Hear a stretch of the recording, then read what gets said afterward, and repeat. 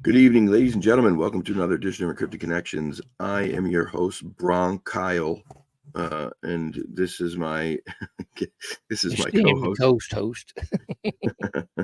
If you can't hear, my voice is a little bit different tonight. I'm trying this new thing. It's this Barry White thing. This Isaac Hayes Barry White. I've been screaming at people all day thing. So I'm feeling a little bit under the weather, but we're gonna push on through and keep this thing going. Deuster, man, how you doing, buddy? I'm doing good. My ultrasound results come back great, so I can't complain. So that's good news, man. That's got very a good day planned tomorrow afternoon. We're filming the Mantell documentary in Franklin, Kentucky, with Small Town Monsters. So we're gonna get that wound up. So. Oh, that's damn It's cool. getting there. I'm looking forward to getting that finished up. That is damn cool. Sorry, let me shut this stupid thing off. I don't know why. I thought I had it on silent, but it must have turned it back on. I sent you a picture on Facebook Messenger. Can you see it? Did you just send it? Oh, yeah. Oh, wow. That's interesting. That's LBL. That's a friend of mine. He drove by there one day and wasn't anything there. And a couple days later, it all suddenly appeared. So. Let me show the people this. This is interesting. Oh, is it going to show? It'd be hard to see because of the damn background. He said he drives by it now 4 or 5 times a day, checking, looking for any changes. That's interesting. That's a whole lot of stuff going on there for sure. It is a lot going on there. And to go by it one day and the next day it's there. One day it's not there. The next day it's there. I would say that's pretty hard to put that off as natural at that point. Exactly. Yeah. It'd be a big mess to be caused in one day if there wasn't some kind of storm. But yeah, well, I'm glad your test came back good, man. I'm really glad about that. Everybody up here is sick. Everybody. My brother's got pneumonia. My little nephew's got pneumonia. My mom's got bronchitis. I went today finally to the doctor after being stubborn, and they said that I have excuse me. I got a bad case of bronchitis. He was like, if you waited any longer, you would have been into the pneumonia stage. I knew something was wrong, but I'm just stubborn and I hate going to the damn doctor. Yeah, tell me about it. So I kept putting it off. And, when you get sick, it's like usually you get sick the first day, you're like, all right, I'm getting sick. And then by the second day, you're fully sick. Third day, you're, still feel like shit. By like the fourth and fifth day, you usually start to kind of come down. You start to feel a little better. I was going the opposite way. Like by the third, fourth, fifth day, I was getting progressively worse. I was having worse coughing fits, harder trouble taking deep breaths. And I'm like, damn it, I'm going to have to go to the stupid doctor. So I went, and that's where we're at. But yeah, doctor was very nice, though. At least I can say that. He was a very, very nice guy. So now I got these 2 silly inhalers, some cough medicine, and some antibiotics. So we'll be on the mend. There you go. We'll be on the mend. Anyway, let's get this thing underway. Let's bring our guests back on. They were here last week, and we got to talking, and we didn't even get to the meat and potatoes of all this. Their like Class A sightings and encounters, which I know everybody loves to hear about. So here they are again, the Vogel brothers, Tim and Eric. What's up, fellas? How we doing? Hey, folks. Howdy. We're doing. We're doing. Yeah, I hear you. Yeah. Hanging in there, right? Good luck with that. It's so annoying because I can't, like, I don't have a voice and like have to try really hard to, project it. Yeah. But other than that, I'm okay. So we didn't even get to talk last week about any of your Class A sightings, man. Or only the one when you guys were up in the Adirondacks. Right. And so I'm just going to let you guys talk. You guys tell it. You start wherever you want to start, and let us know about some of these things. Actually, you know what? Scratch that. I know where I want to start. If you don't mind. Sure. Go ahead. Can we start with the juvenile? Oh, go ahead. Well, the juvenile. We had that was in 22. Yep. Labor Day weekend.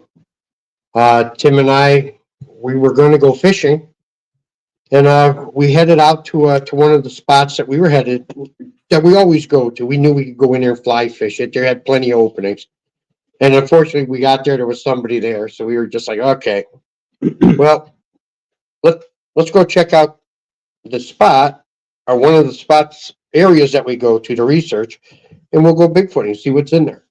We said, all right, yeah, we'll go swatch it.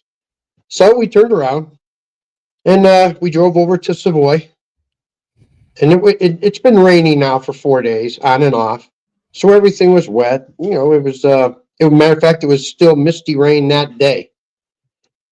So we drove down the dirt road. We parked. The bridge is washed out, so we had to jump the stream. Got to the other side,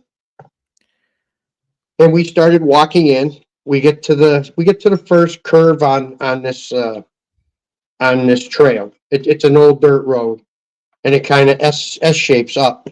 So we get around the first curve, and all of us, you can hear.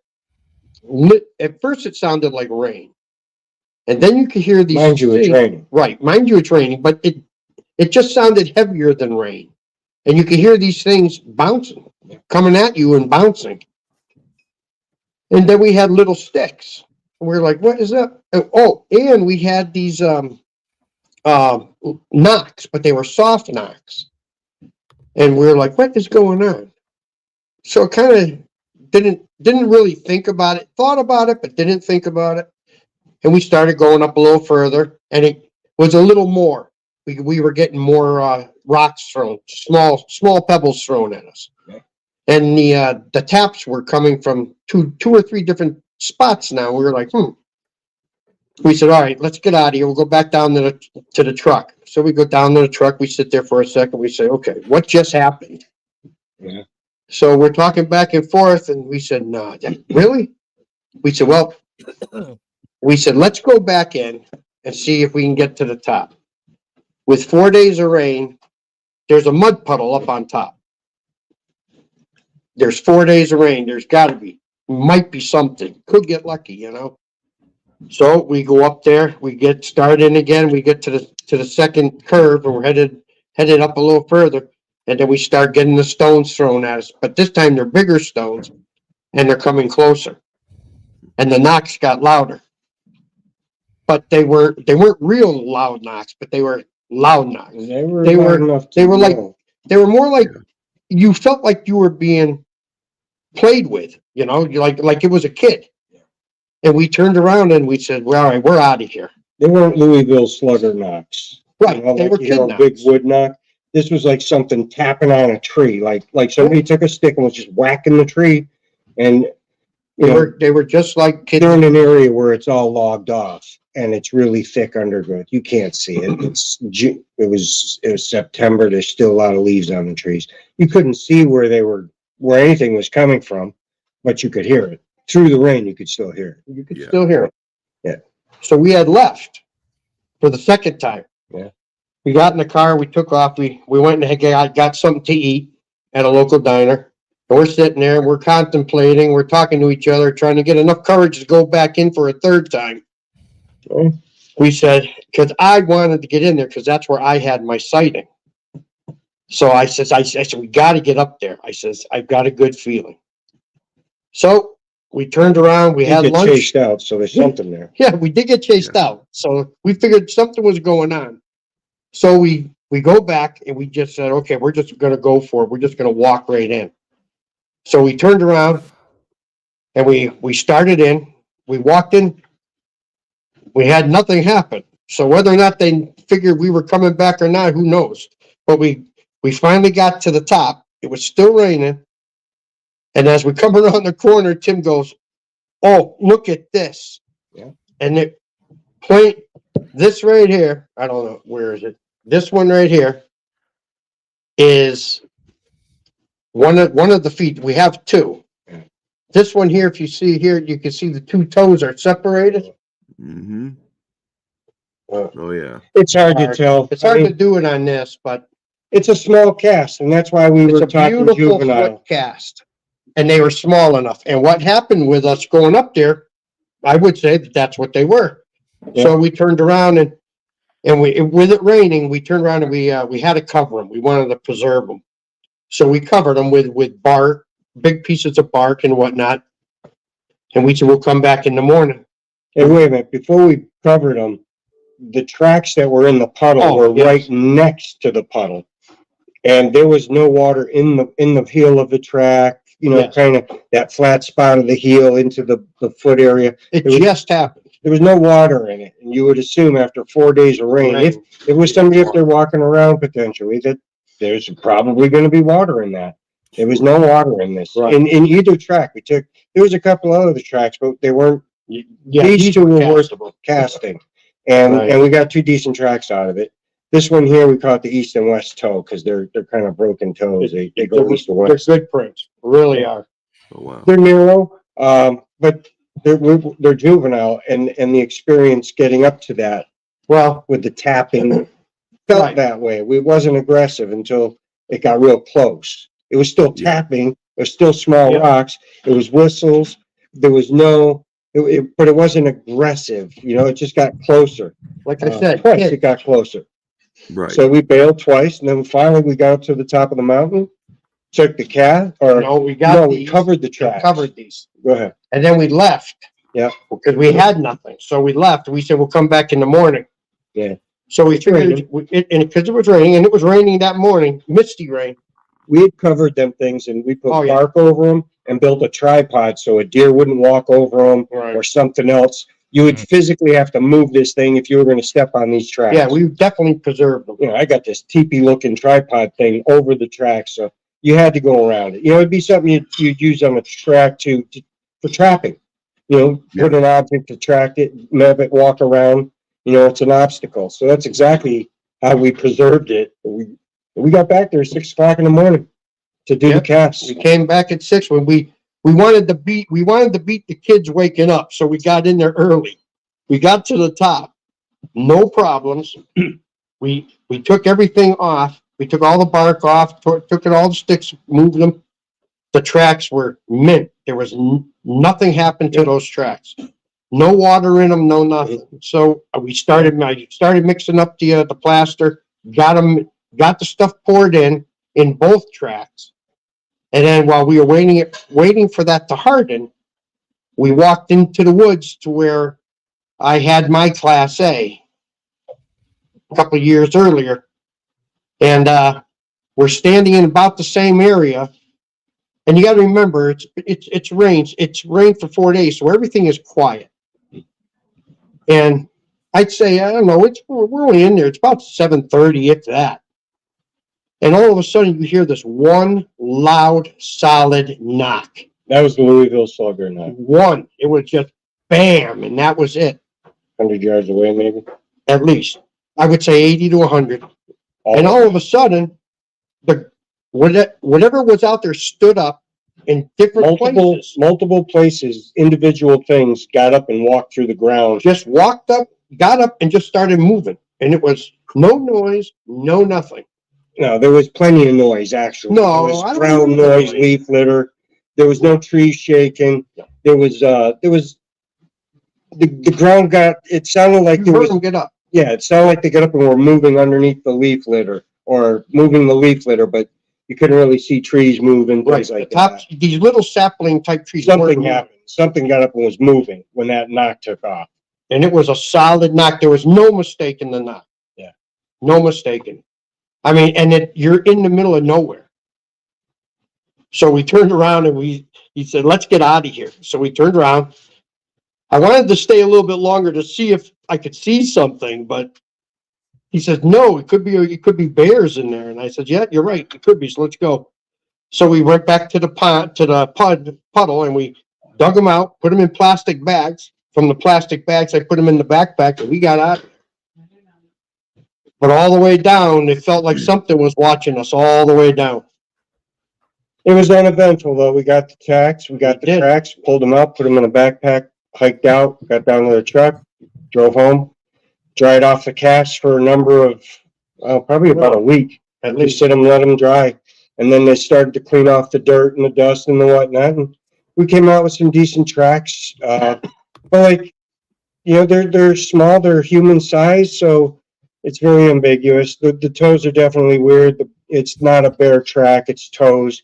It's, there's some form to the foot where there's, a grip, going around a stone, the whole thing. I mean, unfortunately, there's the cast of the track. Make of it what you will. Simple as that. I'll tell you what. With everything that happened to us on that the day, context of the story. I know what that track is going to be. Yeah. Because of the content of what happened, and we were the only ones out there. There's no other reason for, especially barefooted, Rain. to have anybody out there. Yeah. Right. And only leave one or two tracks in a mud puddle. And they weren't. There was no water in them, so. I mean, they weren't far. If they were in front of us, they weren't very far. Yeah. Yeah. So that was basically what we called the juvenile encounter, because of the knocking, the whistles, nothing was loud. It wasn't. It was tap, normal tap, tap, Bigfoot. tap. It wasn't a Louisville Slugger Right. wood knock. It was like something's over, and there was not a half a dozen. No. There was 3, maybe 4 different I'd say. areas that these tapping sounds were coming from, and the rocks were coming, and you can, there were little rocks. They weren't big boulders or logs or nothing. It was like little rocks coming down and landing near us. And then when we turned around, the knocks got fairly close, but it's in a tree. It's in an area where you just can't see through it. You just can't see 50 yards into the woods. It's simple. It's just like that. And that's where this thing was. And, as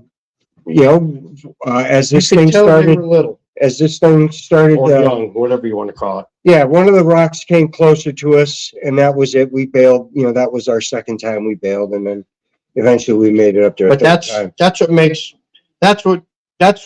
us think that that's what that is. That's a juvenile from the experience that we had going in. Yeah. I would say that's. I think they were messing with us. Was. Let's throw rocks at these things. Just see what we'll do. Maybe I have no idea. It's kind of just You can only surmise, but something was throwing rocks at us. Something was tapping trees, and something was whistling. Right. And then you find the prints, and then we find a little trick. And then it just there was nothing, like we said. It never felt it. No.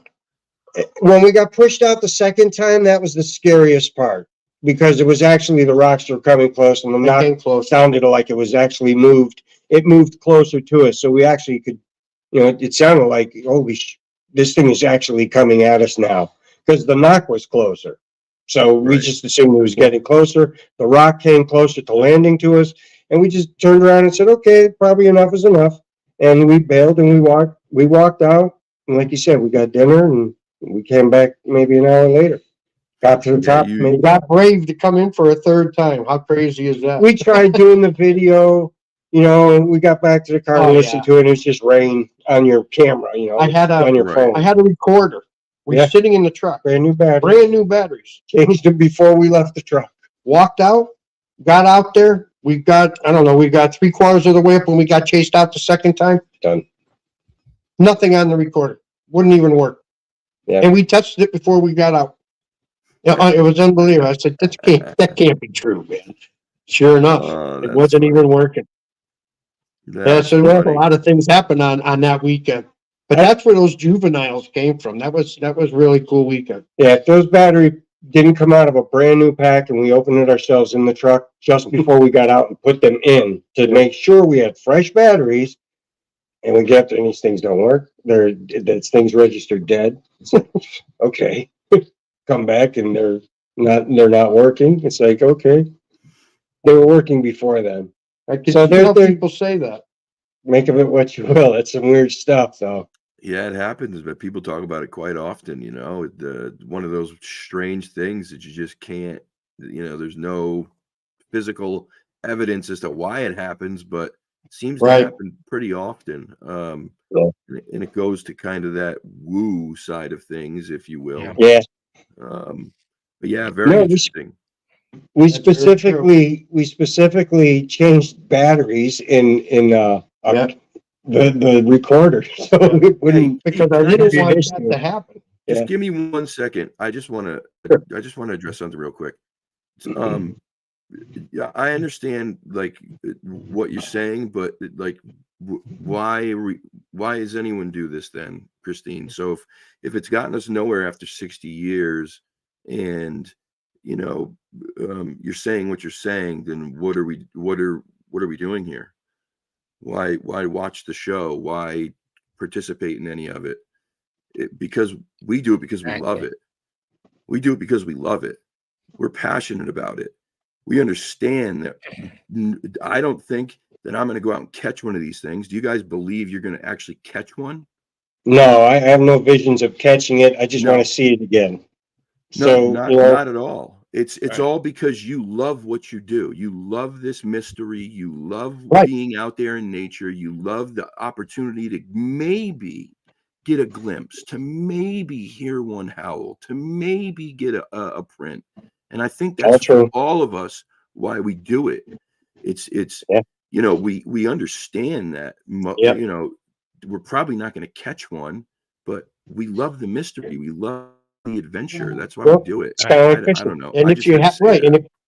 and if you happen to come up and get lucky to find a twisted stick or a footprint or something like that, that's just icing on the cake. Yeah, that's the But gas. that's what you're out the there for. fuel. That Right? keeps you going. That keeps you going. Yeah, You- absolutely. Absolutely. Give that stuff with the content of a story and you come out with casts and a half a dozen witnesses, make of it what you will, Right. Everybody's different. Everybody has their own way of looking at things, but that's all right. Right. Yeah. Well, it's just one of those things where we go out, and we're very fortunate. We've had a number of experiences and there has been follow through where we go back the day after, the event's done and we're done and we get our gear and we go back because we're going for casts. We're going for any collection of any evidence that we could possibly find. That's what we do, That's why we do what we do. Yep. And Absolutely. and we've had the experiences. We've had these crazy whistles before. We've had, and I mean like loud. Yes. We'll get into it. Other things that other researchers have had or investigators. The knocks, the whistles, the whoops, things like that. Rock throwing, People all kinds of gifting, things. things Yeah. like that. That whole interaction of Bigfootery and stuff like that. We've been witness to a lot of that stuff. And we've been very fortunate. Yeah. Simple as that. But we're going to where people are calling and say, hey, I think I got this. And you go there and sure enough, they either do or they don't, Yeah. Well, Yeah.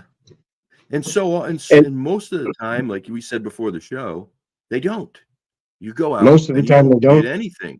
Yeah. Exactly. It's 90%, 99.9% of the time. Yeah, it's those times that you get something that make you Right. go, oh, like just It's so worth it.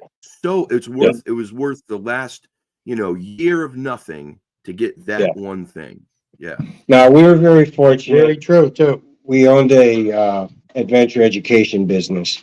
It's since retired since COVID, but we were gear heavy. So we had all kinds of outdoor gear. So we were already prepped to do this, outdoor stuff with the Bigfoot thing and get into the research. So we didn't have to worry about gear. I got too much of it now. So we got a lot of gear.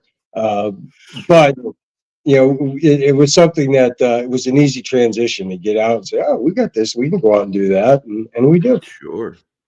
Yeah, it's when we squat. I'm glad you do it.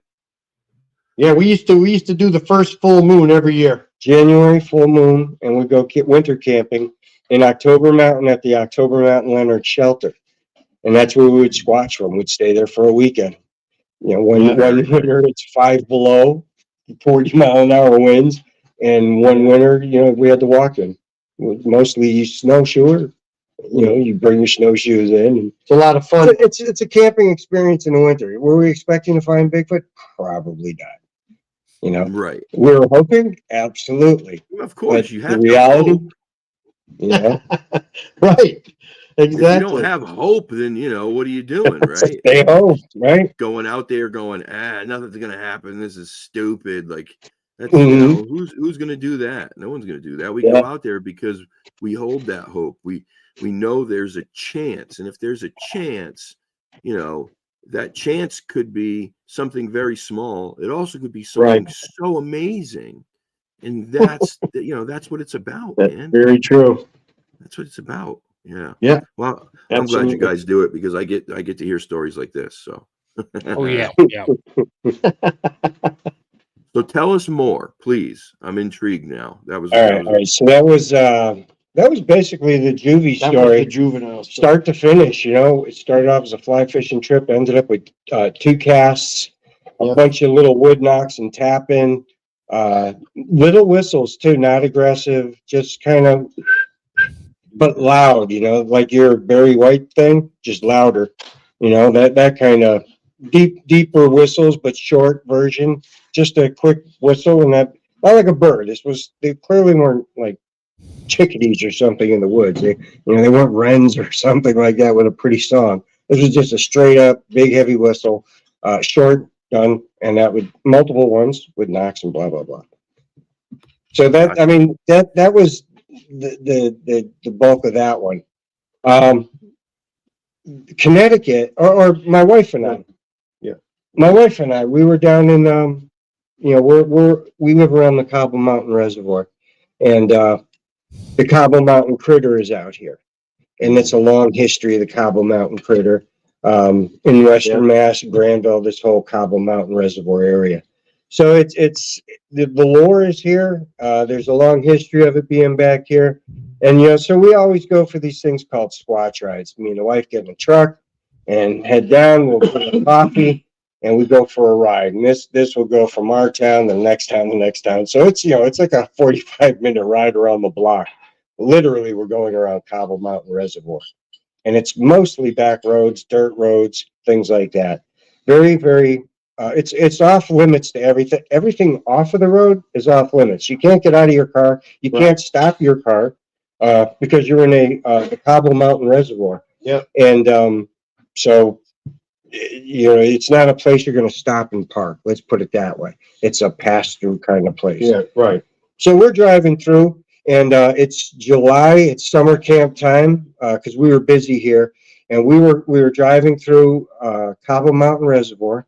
Got right to where this, I don't know, for the lack, I guess it's a workstation or a way station, maybe a elevator station, some kind of workstation right on the edge of the water. And we're parked. We're not really parked. We're driving really, really slow, so the cops can't say we're stopped. And all of a sudden, across the lake, which is probably better than a half a mile away, which in reality isn't that far. About a half mile away, we see this white. Actually, my wife saw it, and we do this trip 2-3 times a week. And it's July. You got water. and you got green for trees, and then you got a blue skyline. That's it. That's your color scheme. And this white thing was in the middle of this shoreline about a half mile away. It's just this big white thing, and we couldn't tell what it was, but it caught our attention. We stopped, we looked, we're looking, and next thing you know, a few minutes later, this thing got up, turned around, and walked into the woods, and it was gone. It was just that, right? I mean, it was just that simple. It was, my wife is standing over there saying, no. So anyway, yeah, so we're in the car. We're looking across at the lake. We noticed it because it was white and there was movement. Yeah. And what we were talking about later was like, what was that? You know, what could it possibly be? Because there could have been a deer, a bear, or a horse, or a moose, anything, right? A half mile away, it could be anything. Well, at my house right now, I'm looking almost a half mile away. I live on a lake, and I can see the shoreline on the other side. It's just under a half mile. I could see kids in canoes, kayaks, ducks, things like that. They're half a mile away. It's not that far if you're looking across the flat plain with nothing in the way. So, and we're on the water. And that's what happened. This thing was white. It was large, and it wasn't moving. We thought it was a sign or something. We said, no, man, there's no signs out there. There's nothing out there. That's the shoreline of the watershed. And next thing you know, this white thing stood up, turned around. We didn't see it turn around. It just stood up and kind of went the same direction back to the woods. And so we were saying, well, what could it have been? And what it comes down to, I think, is if it was an animal, a four-legged creature, a horse, a moose, or a deer, a bear, or something like that, an albino one at that, this thing here would have had to go down to the lake, put its head in the water, take a drink, turn around broadside, and walk back into the woods. We never got a broadside of anything. It just went in and back to the woods. There was no broadside deer. There was no, you follow me with the broadside, with that motion? It'd have to go down to the water, and then if it was back to the woods, it would have to get out of the water and turn around and go back to the woods.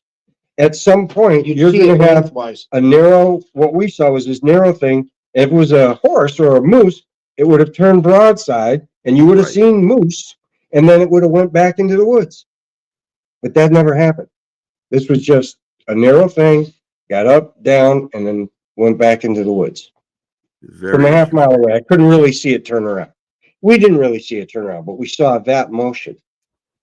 And so we go back, we're thinking about what we had just seen, and we get back to where, if it was an animal, you would have had to have a broadside or a turnaround, and that just never happened.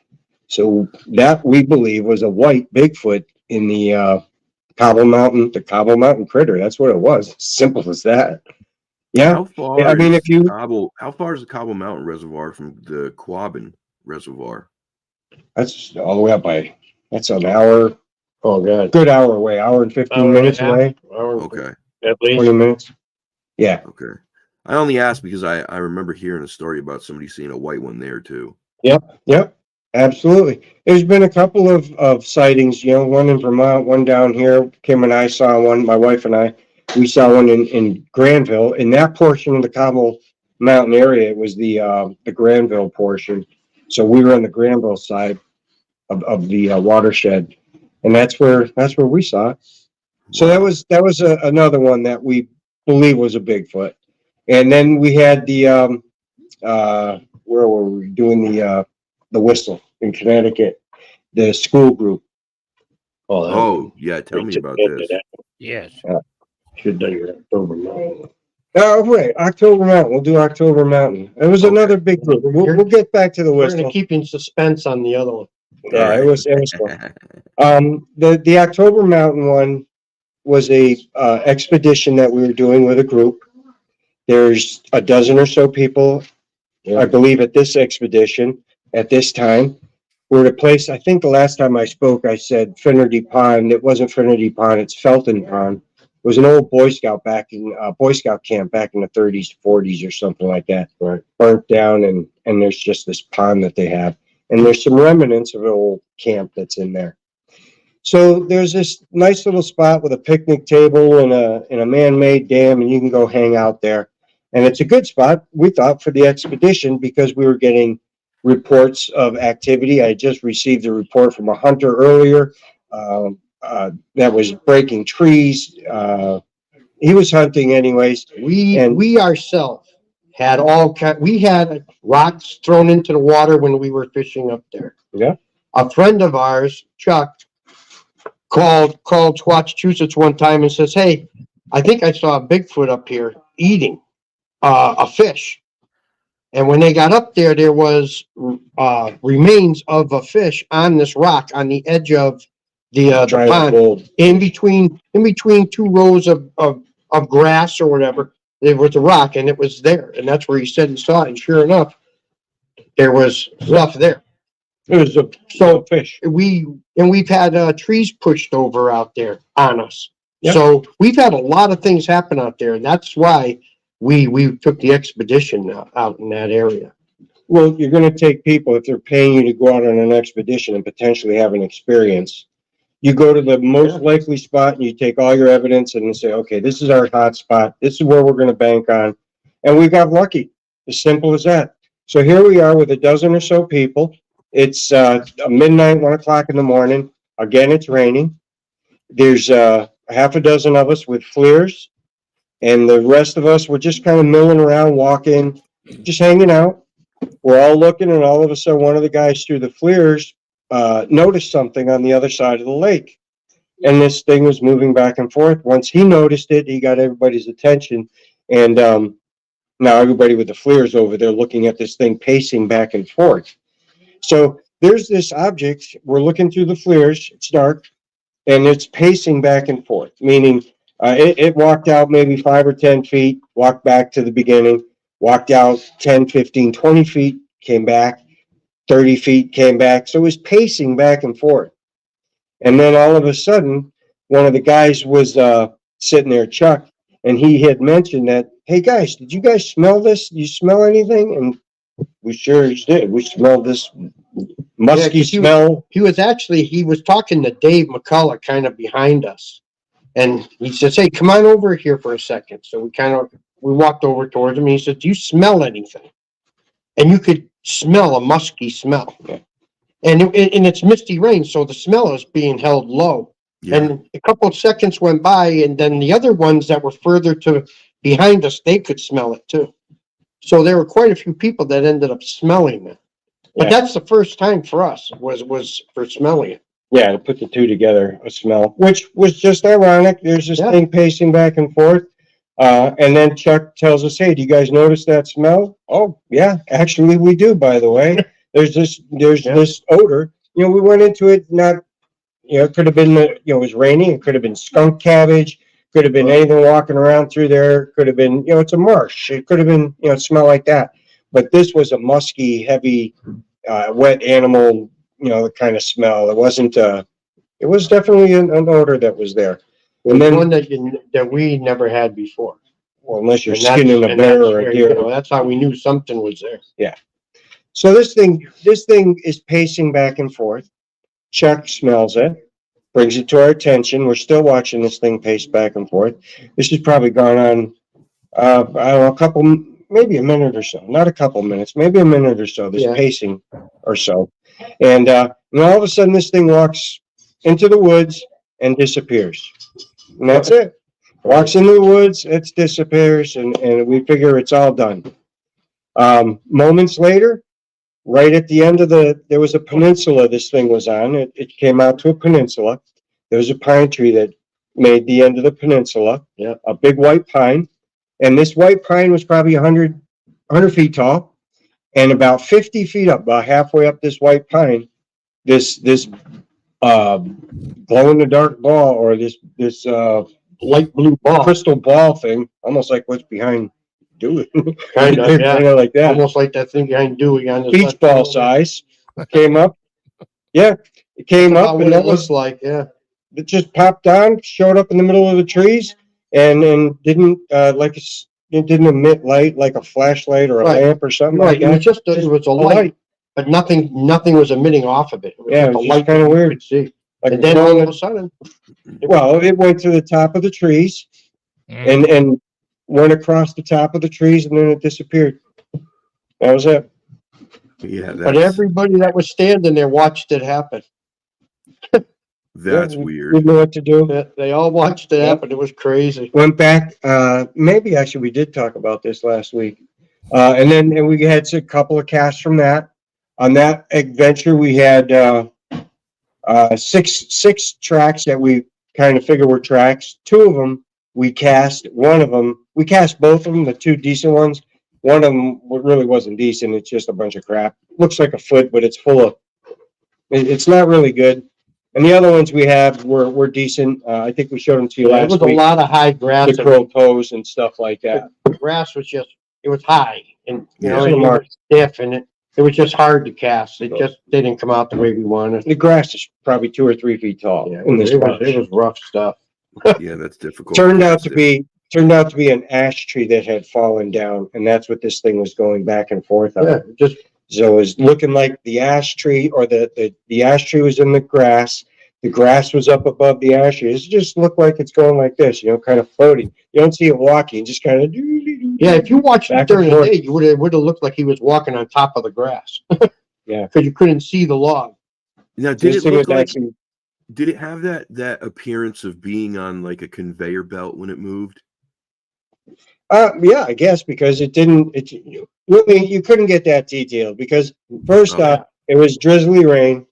The TK scouts were give you a signature, but at 100 yards, you're And pretty maxed And out. it was maxed. So what we saw was movement. We couldn't tell if it was floaty or drifty or that, but I could tell you the grass is, you know, nearly 2.5, maybe 3 feet 3 tall. feet high. I think. And the log is, 15 inches round. So the grass is way above the log and this thing is walking. So you didn't really notice this head bobbing or any of that. Didn't notice any of that. But it was moving back and forth. It was Yeah, just we moving didn't back know, and we forth. didn't know it was a log We until were the following day. We were looking through the FLIR, so it was a red object or whatever color you had on. Yeah, it was a That was red the blob. object. And then it Gotcha. turned into this, it went into the woods literally moments later, we got this orb thing and it went up in the trees and We did get one castable print out of it. I think we showed it to you last week. Orbs are very interesting. Oh wow, yeah. Yeah, look they at are. You can see the toes in there Yeah, where right in there. that. Yep. they kind of reached down. This was going up a hill. You see Yeah. the cast. There's Yeah, there was a small incline and that's Heel. where this came off of the incline. Yeah, that heel is really defined too, huh? Wow, look at that. Yeah. Jeez, that thing's big. 15 inches, 6 inches wide. I don't think that's another thing I've talked about before is I don't think people realize how big when somebody says like, oh, yeah, I casted a 15-inch print. Like, I think people sometimes take for granted just how big some of these prints are. 15 inches Yeah. is friggin' huge. Yeah. It's huge. Yeah. It's huge. It's a Yeah. massive foot. So when you start hearing people talk about 17, 18, 20 inch, you're talking about like just, Yeah. I mean, gigantic prints. Yeah. Yeah. Yeah, you're I right. think even 15 inches, if I remember correctly, if you have a 15-inch foot, I believe you are in the 1% of 1% of the population. Well, I got the track, Yeah. 1%. You can see saying. where the big toe would be here and then And the then it toes would slopes be, down. sloping down. This thing had to grip and go up a hill. That's what Right. it's doing. In this point, in this position here, it's gripping into the hill. Yeah, because it was on an incline. And you could see all the crap in there and there's all kinds of Unfortunately, the sticks. others didn't come out. There's all kinds of dirt in there. We have But- a tough time in New England casting prints because of the terrain here. Yes, we do. It's very hard. I mean, Yeah. unless you get lucky and you find like a sandy area or a very fresh muddy area, most of the stuff here is either rocky, it's grassy, it's leaves everywhere. Like You're not kidding. Yeah, the areas that we had That's true. are cameras and we spend time into research and stuff like that. We create track traps. That's why he's talking about we have track traps. We have track traps. That's part of our method of trying to find it. You know, we're going for a track. If I can make a dirt spot like a buck would sit there and scrape and get a footprint in it, I'm all for it. Yeah, You know, sure. and it looks like just a deer scrape. Yep, But exactly. you're making a track trap. You know, You know, Absolutely. they work. Smart. Sometimes they work. Yeah, you're for just sure. waiting for Very that one smart. trap. You know, that Very one. smart. So I mean, it's using natural thing when we're walking through the woods. You know, I've got my turkey calls. He's got a turkey call. You know, we're walking, make a noise, or just chirp, make a noise. You know, if something hears you, oh, it's a stupid turkey. yeah, You know, unless they wind you, they don't know what you are. They got to wind you. You know, so if you can make a couple of turkey noises, turkeys race out in the woods. They're scratching and making all kinds of noise all the time. So you kind of blend in that regard. You're making noise walking through the woods. You throw a cluck or two out there. You're just a game bird to a deer. Maybe maybe to a Bigfoot. Who knows? You know. who knows? So Yeah, when we're out right. there, we're actually hiding our own self. We're using Trying at least. a clothing material called hex that Yep. reduces our output. Mhm. Yep. Our electrical output. We've talked about this, didn't we? We use that. We wrap cameras in this stuff. Mike, if you're out there, talk to me, bud. We got to do this. I'm telling you. So this is our methods and our techniques that we're trying to get. It's not ownership or private or anything. If you got a hex shirt and you're not using it, it's got a couple holes in it, wrap your game camera up and throw it out there and see if it works. Well, you try it. You never know what's going to happen. If you don't know what hex is, go to their website and find out. I'm about to take my hood because I have the hood too. Yeah. The face mask, the hood. Yeah. I'm about to take that and throw it on one of the game cameras we set out. Yeah. Just to try it. What the hell? I Yeah. think Just to that's try such a great idea. A Never really know till you great try. idea. Really Exactly. Do it. quick. Well, Octopus had a question. He says, "Them boys get large. How tall you reckon they get, Kyle and crew?" Obviously. Oh, hey, kitty, what's up? Oh my goodness, what a pretty cat. Yes. Oh yeah. See ya. And you're back. And you're gonna park it right there. My dude, you know what's funny? But mine used to do the same thing. Every single show, one of my cats would get up in front of the camera, right in my lap, right on the keyboard, every single show. He wouldn't come sit with me at all, like for the whole day. But if I had a show, he had to come show him. He was like, "Oh, I want to be on camera." Yeah. Right. So anyway, yeah, how tall do we think they get? I don't know. It's such a I think they vary. Yeah, We did the they vary, too. reenactment. I think they vary. People have them. They're different sizes. You know, I think it may be just what's that that law about like the colder the area, the larger the animals. What's the name of that law? I don't know the law, but I know what you're referring to. I know what you There's mean. a name for it, but I can't think of the name. But so And anyway, because of the environment, it's bigger. yeah, because of the environment. If it's colder, then they have to be bigger in order to survive, right? Right. So, More fat, more fat, larger body composition, all that stuff. Right. That may be part of it. There may be that whole subset thing. Genetics may play a part. When you hear about historically in this area, the descriptions vary so much. Like it's not, you don't get just one thing. Like we're down south, I think in Florida, when you hear about the swamp apes, the skunk apes or whatever, they're more lean, they're not as tall, they're whatever. Up here, I feel like you get everything. Like you get 10 foot, 800 pounds, you get 6 foot, 300 or 400 pounds. I mean, it varies so much. Yeah. We have a lady that called in Windsor, Vermont. Her and her husband, 5 o'clock in the morning, are both teachers at the same school. Yeah. They're heading to the gym before school. This is 4:30, 5 o'clock in the morning.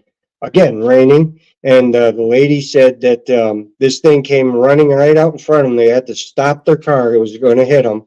And this thing just kind of ran out in front of them, and it looked like Cousin It, a black long hair, looked like Cousin It, just floating across her term, floating across the road.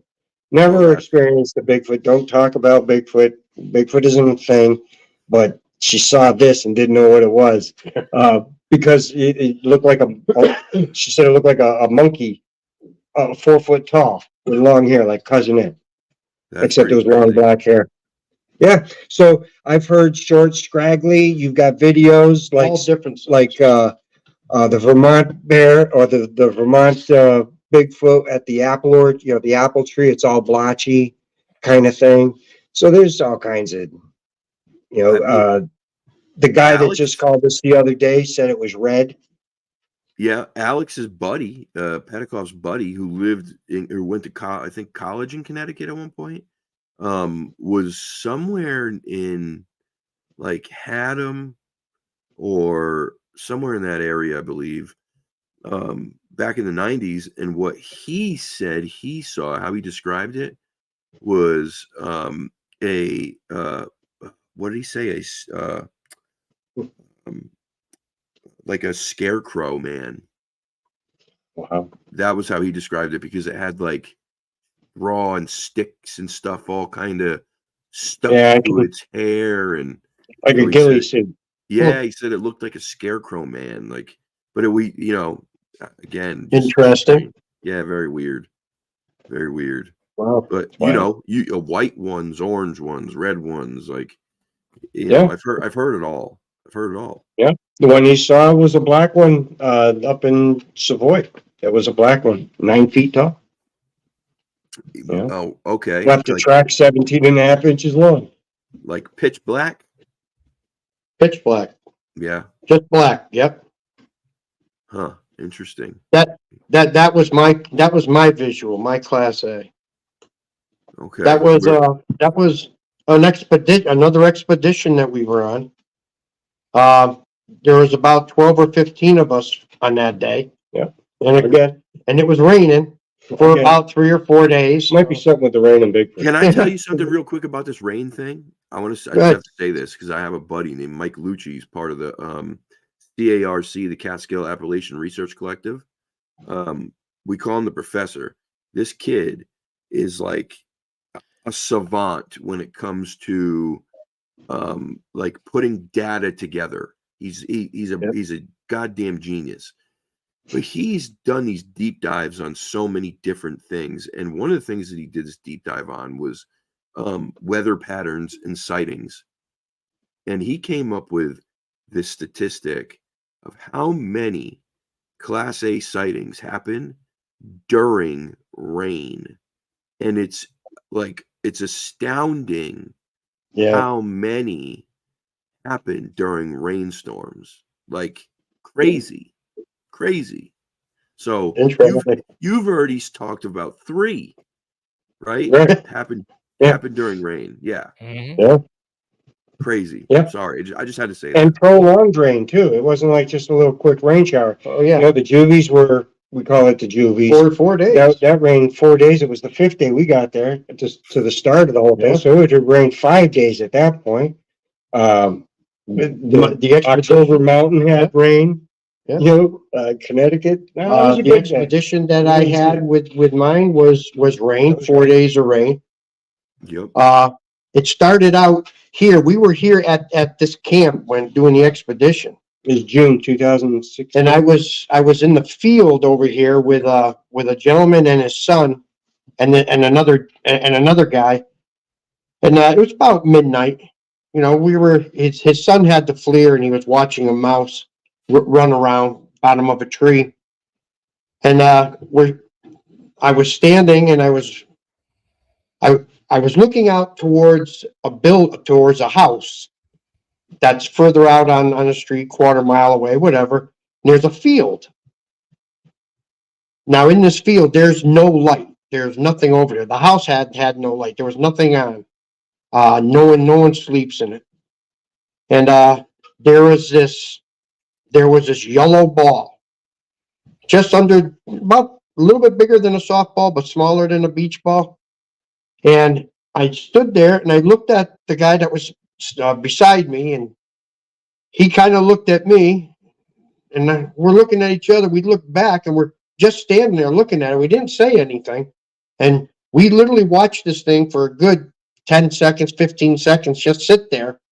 And then all of a sudden, just gone. It took off. It just went up in the air and gone.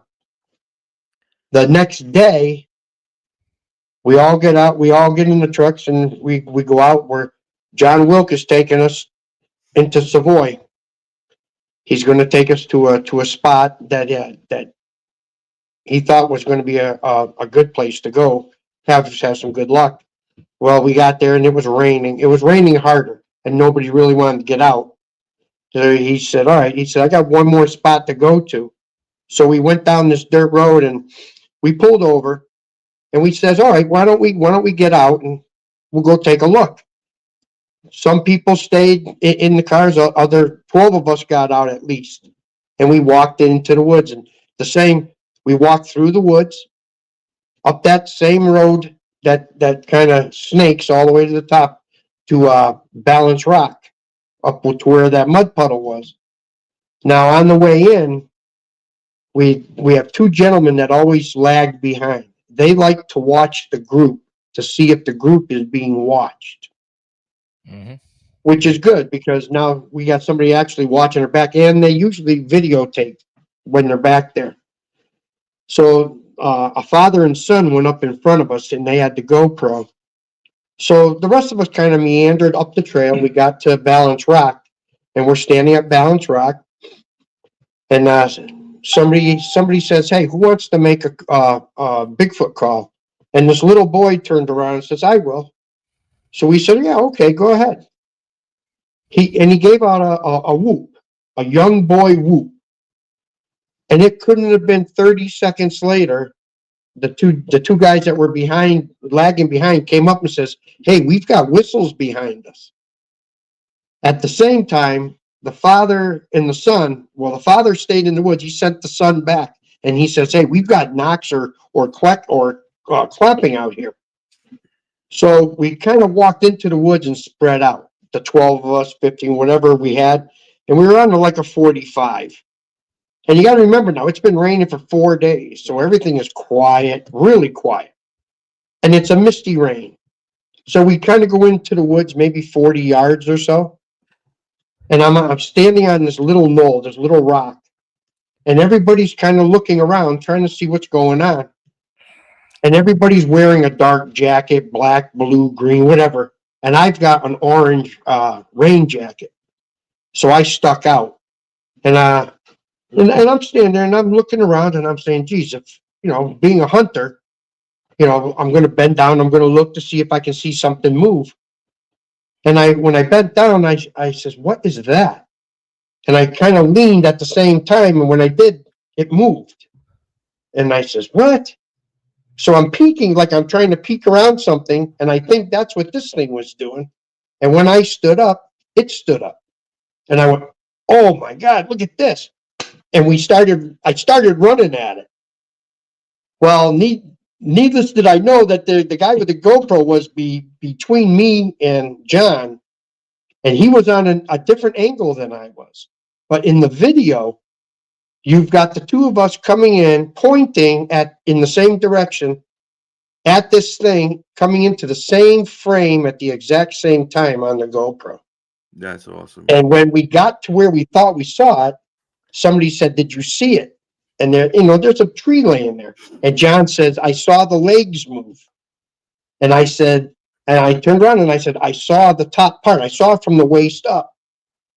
I said, "It teeter-tottered with me." That's how kind of freaked me out, because that's how I knew it was there.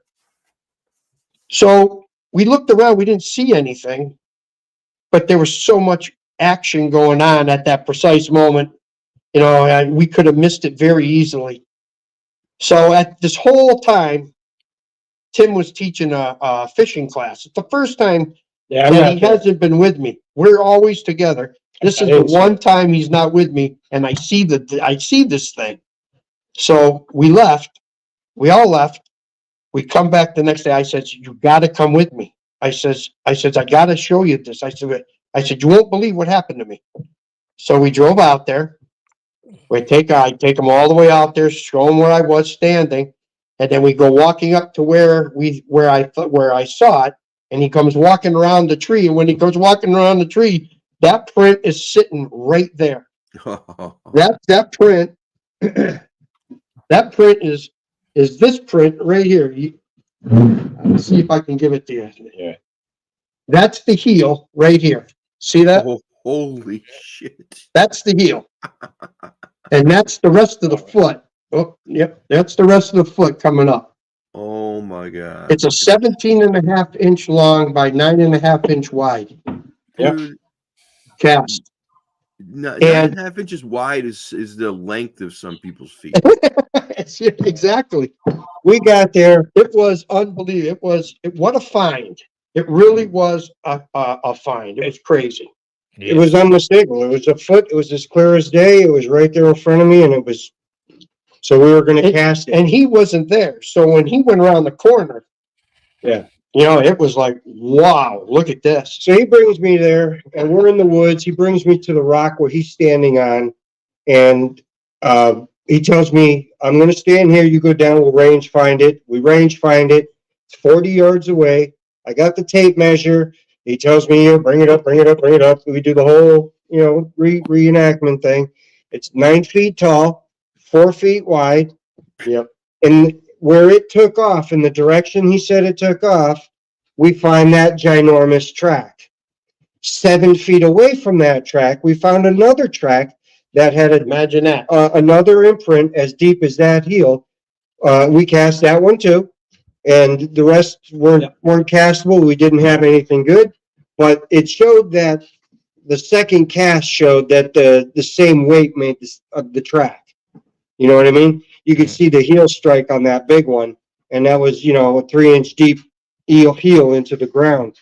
And this is the ball of the foot, which would have been the push off. Jesus. That's the ball right here. That would See if I can get it so you can't get the light. Good God. There you go. That's the ball. Depth And on these that. toes would have been here. And they grabbed like that. They grabbed the bark from the root and literally pulled the bark off the root, but you can't cast it. But that's the imprint that you get. And it's a crappy cast. No one knows what it looks like except hard me to and you, because it's just a dent in the ground. But Yeah. this is the same depth as the heel. Right. They're the same. So it's the same creature, same This- animal. Same This is weight. 7 feet away from that. Yep. Same weight. Yep. Same weight. And then on this one, you could actually see the toes on the root. Yeah, you could see It the toe. just didn't cast because it was on a root. Yeah, So, unfortunately. it's just one of those things. You get what you get when you get a cast. You're fortunate if you have a cast. Sure. And we've got a number of them here on the table. We were Yeah. lucky to get 2 out of that. And that Yep. was at So we were sitting Savoy, there. right? That was Savoy, yeah. Yeah, that was in Savoy. We're sitting there. Now we see the track, and we don't have anything to do. We got no casting got material or nothing. So we cover the track. We make a phone call John. John's on his way to a game, on Red his- Sox If game, you know John, he's a Red Sox fan. and Oh yeah. he's turning around and he's coming back to check the cast out. He brings some equipment so that we can start the casting. He brought this stuff called dental stone, on this cast in particular. Brought it out. We get to the trailhead. We meet him at the trailhead. We start driving in. We're in John's truck, and I'm in the back seat. It was a little king cab, right? Little truck. I think it was Dad's truck or something. It was a little king cab anyway. And Eric's on the passenger side. I'm in the back. Windows rolled down. We start driving down the road. And at the top of the mountain, this screaming starts. Crazy like screaming at the top of the mountain, yet roaring at us. I don't know if it's roaring at us, but we're driving down the mountain, down the road, and this, whatever it is, up Looking top, at it now, roaring at us. it was definitely, they were signaling whoever was in there. Guaranteed they were telling them that we were coming back. Something happened. All I could tell you is there was roaring. You can put any scenario you want on that, There was a sentry, guardian, whatever, maybe. Sure. That's what it felt like. This thing was up the top of the mountain, screaming and yelling. It was definitely a warning. They were letting Yeah. them know that we were coming back. So we get all the way out there, park the truck. Even though this thing was yelling, we go past that and we continue up the mountain. We got a 20-minute walk. We get up to the top, we make the casts, pull the cast, hike out uneventful, and walk out. And that was the cast that we took. That was them. Awesome. And that was his class day. That was 40 yards away. I mean, That was with witnesses. that was witnesses. They had, I mean, they whistled. We witnessed claps, whistling, Yeah. sighting, the whole 9 yards. The typical stuff. Yep. We went up the next day, followed through with the investigation, That's how we found the prints. We found a went track, back. literally saw where he was, where the Bigfoot was standing, where he said it was, and started doing a circle, looking for evidence, Yeah, and came to a right there. track. Simple as that, typical investigation, you're doing a circle out from the primary area. And we found a track, found a second track. There were some broken sticks that could have potentially have been where it went through, but I mean, what's a broken stick in the woods? Yeah. You know? Yeah. I get it. Yeah. Yep. Well, that's awesome. Savoy is a place I've wanted to go for so long, man. It's got a big history. Oh yeah. It's good history, good area. And that history goes back quite far. Yep. Yeah. I mean, Of- that of, whole area, things- though. I mean, Yeah. Western Massachusetts is that like we talked about this last week. It's all connected. So Yeah. whether it's October Mountain, Greylock, Savoy, that whole area is historically just littered with Yes. accounts going back to the 1800s, and I mean it's nuts. First one, 1765, Yeah. Great Barrington. in Great Barrington. Yep, Really? in Great Barrington, right along the river. Yeah, No Great shit. Barrington. That was the first one. So they call him a wild man or Yeah, back then they used to call him Wild He Man. was He a wasn't wild Bigfoot. Wild here. Man, yeah, the Wild Man. Yep. Yeah. He was a Wild Wild Man. it had been on a farm, they think, raiding a farm, and it was all fat and happy, sleeping down by a river.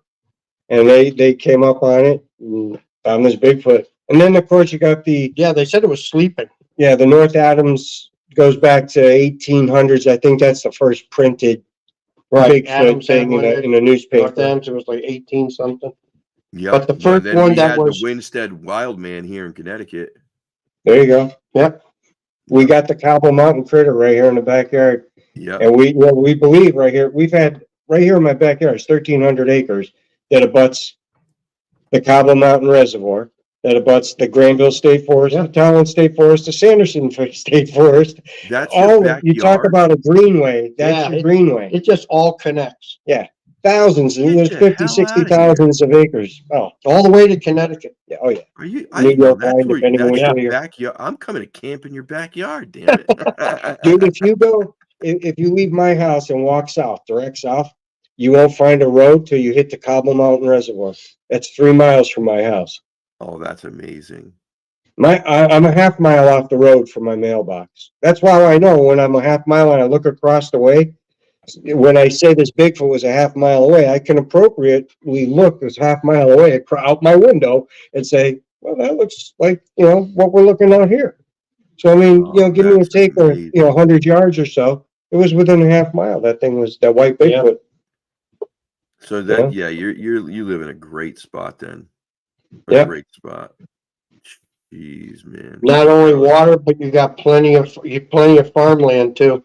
Ton of it. Sure. Yeah. So it's all right there.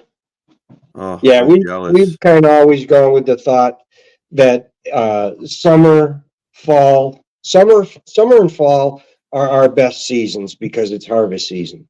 So Yeah. we see or get more activity or more reports in that time frame. That's all. Yeah. Do they habituate here? Do they move and go, tan themselves in Florida? That's how we base. That's how you base your research. Because that's when you're getting a lot of your sightings and most of your calls, Sure. Yeah, and it just happens to be that time frame. which just so happens to be fall time is foliage time for us. So It works out great It's harvest season. You know? You got everything out there still coming out. Yeah. all the time. There's stuff frozen in gardens that weren't picked. There's broccoli stands. I can show you squash stands that weren't picked on the edge of the woods that were just left, Yeah. for deer, for wildlife. Yep. A lot of farmers will grow off and they'll plant a percentage of it knowing it's going to be waste to bears or deer or whatever else are going to come in and eat. And they'll grow that extra percentage just so that they can make it up. Wildlife. Right. Yeah. Gotcha. So and there's plenty of that stuff around here. So to be honest, I guess a lot of people say they run around, chase deer and eat deer, and They might. they probably do. I would think they have a diet of a bear. Everything Yeah. from tin cans to tennis balls to your trash can. And Yeah, they'll eat it right. all. Everything Yep. in between. Whatever. Can of they raid, put their mitts on. they'll try it. And they'll eat it. If they come into your house, they're going to trash it and they're not going to shut the door when they leave. You'll know Yeah. it's a bear. All right. Yeah. So it's just I one of heard- those things. I heard a story from a guy down in New Orleans years ago that he was keeping a 55-pound. He had to buy 55-pound bags of dog food because he had 2 large dogs, and he would dump them into a garbage can, and then he Yep. would bungee cord the garbage can lid onto the Yep. so that raccoons and stuff couldn't get into it. Yeah, exactly. Yeah. All of a sudden that dog food starts coming up missing. And not just little, Yeah. not just little bits. He's talking like pounds and pounds at a time. He'd go Yeah. out one morning to feed the dog, right? Then he'd feed the dog later in the day. The next morning he'd go back out and he'd be like, there was 15 pounds gone, 20 pounds overnight. Who the hell did that? And he's freaking out. He's like, the neighbors, like, what the hell? The neighbors got these little yippy, lap dogs. Like, they're not eating that kind of dog food. So it was freaking him out. And then he ends up finding a print on a sidewalk. And he's like, what the hell is going on here? And so, there you go. Dog food. I mean, what the hell? Good Yeah, for you, I guess. to be honest, a lot of people talk about the bears or the Bigfoot chasing down deer, and just from my own observations in the woods, many years, animals don't expend a lot of energy, wasting energy unless there's a reward. They're going to have to make up that energy in a kill to replace their diet. So they're not going to expend energy. If a Bigfoot, like any other thing, misses a kill, they're going to be sitting there sucking wind till they get that next kill. Well, that's an awful big task. I mean, I could tell you right now, the deer season here wasn't very good in Western Mass. There's probably in little spots in this, but if I got 5 or 6 deer in my little spot, like I had yesterday in my backyard, if he eats them, they're gone. They're not going to long stay here. They're going to move on. Those, you know what I mean? Yeah. If he eats them. So my point is, I don't think they eat a lot of deer. I think they're very like a moose. A moose will come in. A moose will grow to 1,200 pounds and grow a ginormous rack every single year and lose that rack. And they can maintain that body weight all winter. They lose the rack, and all they're doing is eating bark and buds and some grasses and some water grasses. That's it. The only meats they might do is if they were fighting something and it killed something, it could eat something in that regard, or generally it's the most they get is like a placenta that they've eaten. And that's the extent of a meat or something that a moose would take. That's the extent of it. They're omnivore. They're not going to go through a trash can and pick or go through that. They're or herbivore. They're eating sticks, grasses, twigs, bark, buds. That's how they manage. And they grow to be 1,200 pounds. And they grow a massive rack every year. So to say, a thing could go out there and it has to maintain, killing deers and stuff. I think then we'd see more deer carcasses, I think we'd see more of them. But I think there's plenty of nutrients in the leaf or whatever these moose are eating could be the same value. You got the gorillas in Africa, they're eating twigs, grasses, leaves, things like that. That's what they're eating. It all depends on what your body is designed for. So if you're designed to be a predominantly an herbivore, then herbs are going to give you everything you need to grow to whatever size it is you grow to. So like you said, it doesn't matter. Right. A moose grows 1,200 pounds because its body is designed to grow that size. It gets exactly what it needs from those plants. Doesn't need protein from an animal. Gets what it needs from those things because that's how it's designed. So when people make that argument that there's no way these things could be out there and surviving and getting this big without decimating a deer population, you don't know that. Right. We don't know that. I think it's highly improbable, actually. Yeah, I do too. I don't think they're gonna waste the time or the energy to do it. I don't They're not either. gonna chase it down. I think it's opportunistic. Exactly. It's intelligent, right? So whatever's the easiest, the path of least resistance is probably the what it's going to do. And then what's the easiest? What's the most? What offers the most food out there? The easiest way to get it's always the plants. Always. Right. Yeah. You just walk along and you can grab a handful of something and stuff it in your mouth. Yeah. Exactly. Yeah, I think they're opportunists. They take a roadkill, they take a coyote kill. If a coyote pack is out there taking out an animal, there's going to be all kinds of noise. Then there's a victory yelp, and there's a whole. And if you've ever heard it, it's ungodly sounding. It's like murder going on. When they got something. It sounds like something. So there's a tell right there. If a Bigfoot is out there and hearing that, well, there's a snack. I'm going in that direction because I'll just take it from them. Could be a symbiotic. Not so much symbiotic that the actual coyotes want to lose it to the Bigfoot, but that they hear it. It's kind of like the hawk at the bird feeder. They see all the little birds running around, hear all the chirping, and the hawk's sitting up on a tree, and they come diving into your bird feeder. Why? Because all the little birds are making noise and all that. So there's your wolves and your coyotes making all that noise. Bigfoot hears it, or a hunter. You hear the stories of a hunter. He takes a shot. Bigfoot comes in, takes your deer. Yep. Possibly they can make those associations. Been done. Yeah, I've heard stories about hunters, getting their kill, bringing it back, gutting it, and then they come out and the gut pile's gone. Mm-hmm. Yep. Yeah, but that could be gone for any number. There's a lot of critters, mostly dogs, critters. A crow could come down, fly away with it. Sure. Yeah. Yeah. There's I'm not just a saying lot. it could be. I mean that's just another Absolutely. opportunity if it's there for them. To Absolutely. Yeah. Yeah. Because they put the gunshot with killing an animal. Yeah. They would hear it and associate it. They know where it is. But I think more so that they're walking around more eating bark and buds than they are. And like I said, just take the moose as my comparison, and that's how I think. Meat is going to be the icing. That's the bonus. That would be a bonus. Yeah. And it'll be something that chances are they're not going to run it down. They don't want to waste all that energy. Now they got to find something to eat to replace it.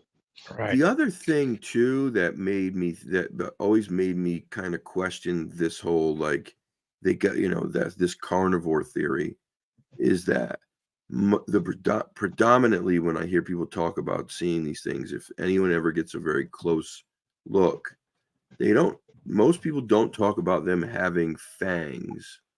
They talk about big square teeth. Right.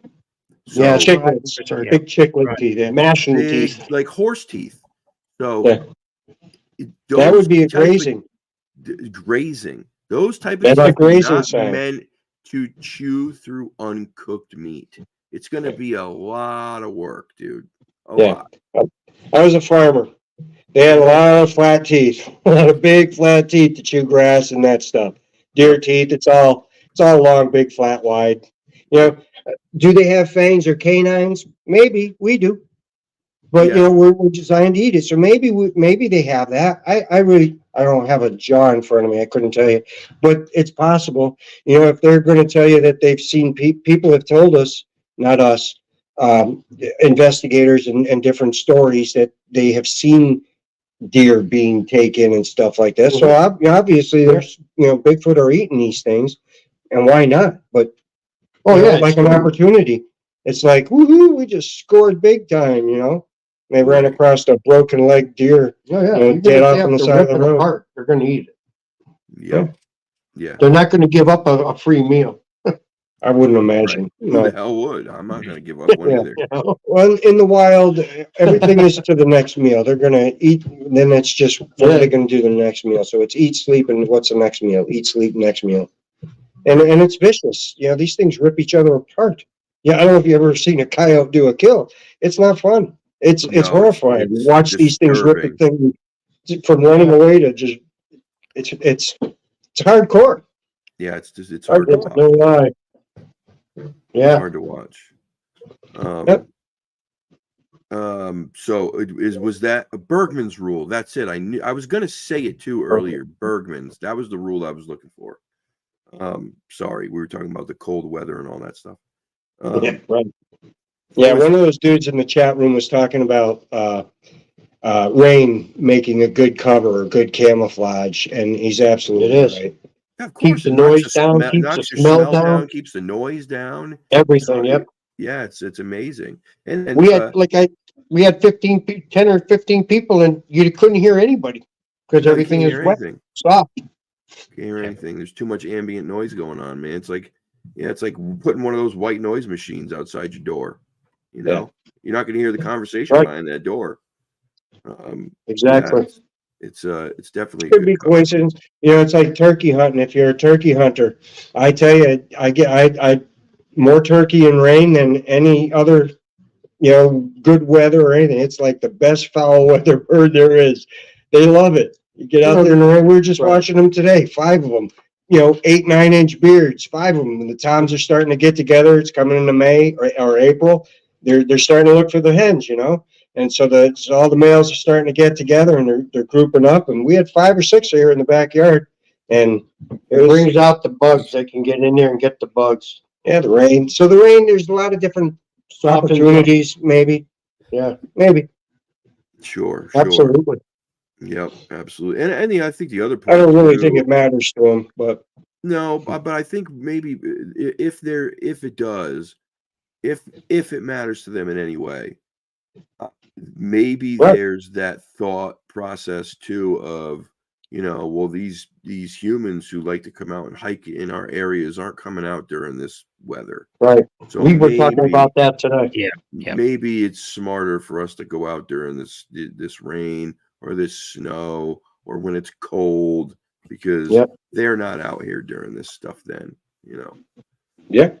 Just a thought. I you know, agree. obviously. Just a thought. Oh yeah. We were talking about that today too. Same thing. Yeah, man. We just, you know, Good possibility. it is. It's interesting. So was that Absolutely. it? Was that the end of the encounters? No. No, we got one left, right? Don't we have the Boy Scout camp? There's we'll do the whistle last. What time? What kind of time we got? Or any time, don't matter. We could go for a little while longer. Yeah. Yeah. So go for it. Connecticut is a school group. We were running ropes courses down there, and this is in Northwest Connecticut. Ropes course is a bunch of wires and whatnot up in a tree, and you do challenges. It's confidence courses. It's a lot like a zip line. You go to a zip line park today. Years ago, it was used to do as a confidence builder, team building, thing like that. Different metaphor, same zip line, same kind of thing. All right. Right. So that's where we're at. We're working with school groups coming up to do team building. We got 25, 30 kids. These are 10th graders, I believe, in this one here. The 10th graders, I'm not going to get into names and all that stuff because it's private schools. It's there's a school up there. We're doing the course. There's 25 or so kids. There's a couple of teachers. There's Eric and I. We go there. We do our course. And the kids come in. It's a Catholic school that's there, and you know we've been chatting back and forth, and we're doing our program. Part of their program is come in, sit down, do a Bible study, and then they're under this big tarp, tent style thing that we've got up in the woods with tarps and some picnic tables that we had built, and they're doing their study there, and then from there they go to the top of the mountain. from our campsite where the ropes course is, there's one trail to the top of the mountain. And that's it. It's a private mountain on private property that, it really abuts nothing. It's just more just woods. It's into the woods in northern Connecticut. Into Taconic, I think, into New York. Yeah. So there's nothing back there. This is just a mountain and there's one road going up it. Not a road even, it's a trail. Right. And they go up there and they do their piece. They're up there for about 45 minutes. Eric and I, in the meantime, while they're up there, him and I are making dinner. We're cooking hamburgers and hot dogs on the grill. It takes about an hour or so for them to go up and come back. That was just enough time for us to get dinner ready. And they come back and we're starting to do dinner. It's, I don't know, probably 6 o'clock or so in the evening. We're going to be camping out this night. It's a 2-day program. And the kids are come back from the top of the mountain and we're serving them dinner now. And there's all these kids running around, milling about, doing whatnot, and we're getting the hamburgers and hot dogs, and we're serving, and they're getting their things sitting down on the picnic tables under the tarp. And this guy, Bill, I'll give you Bill. Bill will work. Bill was standing there, and he happened to be one of the preachers in this school, or Bible study teachers, rather. And we're sitting there, we're talking, and next thing you know, all we hear is this ginormous high-pitched scream. It sounded like a police car siren, and at the highest pitch you could do for 4 or 5 seconds. So it just went, whoa! 4 or 5 seconds, as loud as you could possibly go, and it was done. And it came from the top of the mountain where the group had just left. So they knew they were at the top. They came down and there was nothing at the top when they left. And they're sitting here witnessing this siren sound. And you can clearly know where it's coming from. It's coming from where they just left. And so the preacher looks over to me, or looks over to Eric, and he says, yep. Rich looks over to me and I says, Bigfoot. And the preacher's like, no way. I said, yeah. I says, and he came over on the ark. Oh, he says, no. So we go through that whole little deal. But the reality of it was a whistle that we've never encountered before. And it was like a siren is what it was. Like a cop car in the middle of the woods. And to be that loud coming from the top of that mountain, that was incredible. Yep. I've heard some recordings since then that have that high-end police car sound at the high end of the wail or the whistle. I've heard it a couple times somewhere in Facebook or on YouTube, somewhere out there. I've heard something similar. Somebody's been able to capture it or something, but I've heard similar whistles. It's very, very loud. Sounds like a cop car. 4 or 5 second duration when you hear it. Done. Yeah, so it's got to be so loud. When you hear it, it's unmistakable. It was very, very surreal. It captured everybody's attention. No one knew what it was. No one knew how to identify it because they all just came from there and were like, what is that? No one knew how to identify it except it was a police car at the top of the mountain, which wasn't happening. But that's what happened. So that night, everybody finishes dinner. That night, we're sitting around the campfires and we're telling stories and this and that. Not real ghost stories, just shooting a bull, telling, games and whatnot. And comes time to, while we have the campfires, the owls were going nuts. There was, 4 or 5 owls that had come together. We were doing this programming in, it was March, right? March or April. I don't remember. Yeah, it was March or April. It was Easter. It was near Easter. Right. So it was in April. And it was some of our opening jobs for the season, these ropes courses, because we'd start early in these ropes courses because it was kind of cold. Right. So having said that, it was Easter. It wasn't that weekend, but it was around there. And so these owls started going off, and they're territorial, and they'll battle each other. And it sounds pretty wild when they start going at each other.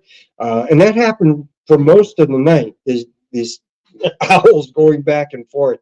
And it would quiet down. Moving too. It really is. Yeah. Pretty wild. It's something you don't experience, right? Is what it is. And you're having a hard time. What are they doing? Why are they doing it? Why is this? So, and it's going on. And it hasn't stopped. You know, it stopped for a little while, go for a little while. Then the coyotes start up. Simultaneously, you'll have owls going, and you got these coyotes. Like they just, you know, mom and dad brought a kill into the pups, and it's just going beep, beep, beep, beep, beep, beep, but yipping all over the place, just going nuts. And the whole area was started going off like that. The whole area was yipping and yelling, yipping and yelling, and the owls. So the whole area is what I'm saying is excited. There's something going on. We had the whistle. It got the owls going. Now the coyotes are going. Yeah. And all of a sudden, these coyotes at night, you know, we're in our tents now at this point. Eric's in a hammock. I've got a tent. And the coyotes have been up on the top of the mountain yelling and screaming and running around. You could hear them, but they were away from the group. And then, I don't know, something just decided to say, we're going that way. Right.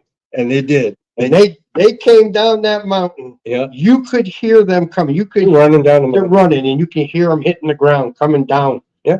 And I yelled over to Tim, and I said, geez, I hope I'm high enough, you know?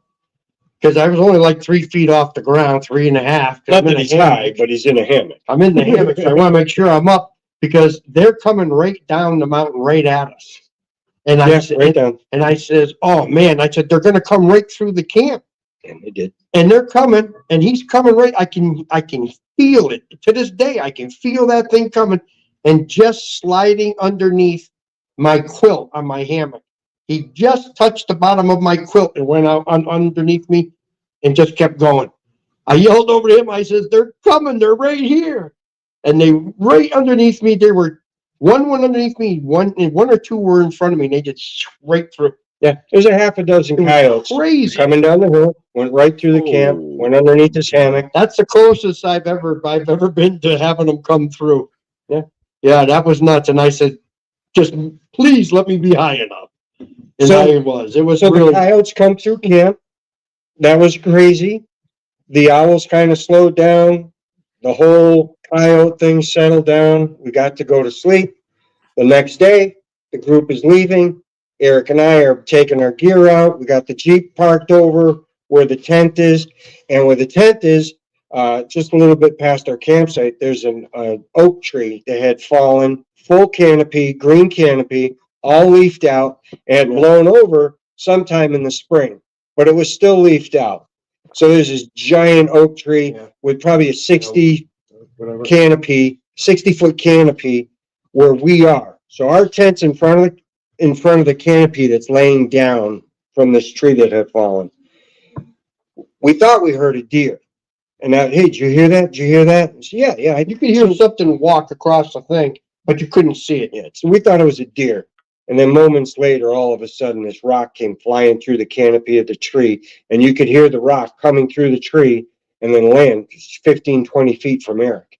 It was about the size of a candlepin bowling ball. Yeah. Yeah. So one of the rocks came through, landed next to Eric, and that was it. So we said, okay, we're out. And then we were actually out. We were finishing rolling up my tent, Packed throwing up my Jeep and headed out. Off we went. That was it. Why didn't we go back? I don't know. Something just threw a rock at me. I wasn't going That's back. probably the only time that we never really went back. Nope, wasn't going back. Wasn't interested. Something, we had all that excitement going that night. The whole environment was charged. A lot of stuff was happening. And then this thing started throwing rocks at you. That was it. Yeah, they weren't pebbles. That was a real rock.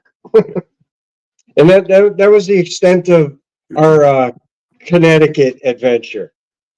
That was the extent of it. We came home and pebbles thrown at you. It's another thing to get full blown rocks tossed. That's yeah.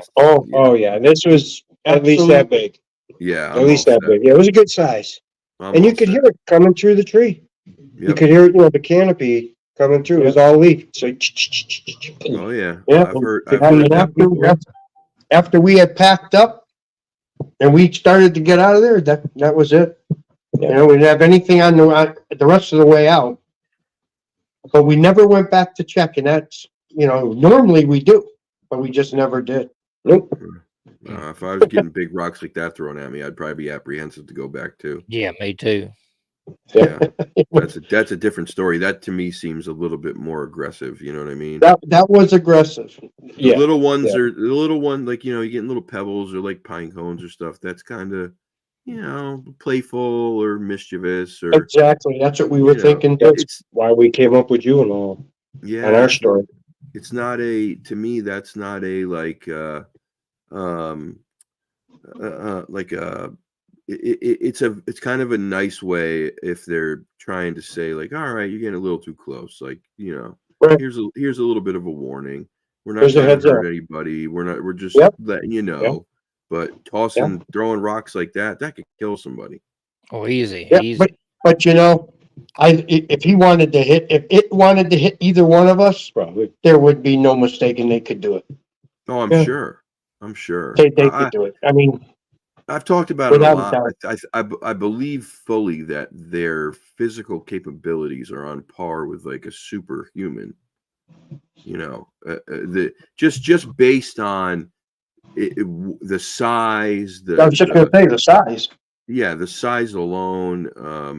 And people talk so much when they talk about rocks being thrown or pine cones being thrown at them. They talk about how they will come so close to them, but won't hit them. Like they'll land within a foot or two, but they won't hit them. So these things must have amazing aim. Yeah, maybe they use it as a hunting skill. Maybe they can take out a deer, hit a deer with they a don't rock. chase I get it. that. But they'll throw a rock at it. Yeah. But eventually you deplete that area of meat source, if that's your case. If you're that big and you need X amount of calories, you're gonna wolf down a deer in 3 days, and you're gonna probably need another one in 3 days. If you're expending that much calorie, there's somebody else that can do all the science with that. I'm just saying, I think that the moose, my concept with the moose or the herbivore, omnivore kind of thing, where it'll be a trash can eater. Everything from leaves to whatever might be in your trash can. We've got reports in Granville at the Granville Country Store, or just up the road from the Granville Country Store. The old West Granville Country Store. He was dumpster diving. It was 4:00 in the morning. Ladies going in to open up the old store, making donuts. This thing is dumpster diving apples and donuts that they make in the morning. Well, one of the 4 most o'clock in the morning. infamous pieces of Bigfoot footage ever that's been lost because the tribe didn't want anyone to see it, and I'm sure you've heard about this, was the casino dumpster or the casino grease trap footage. Do you remember that story? No, to be honest, I don't.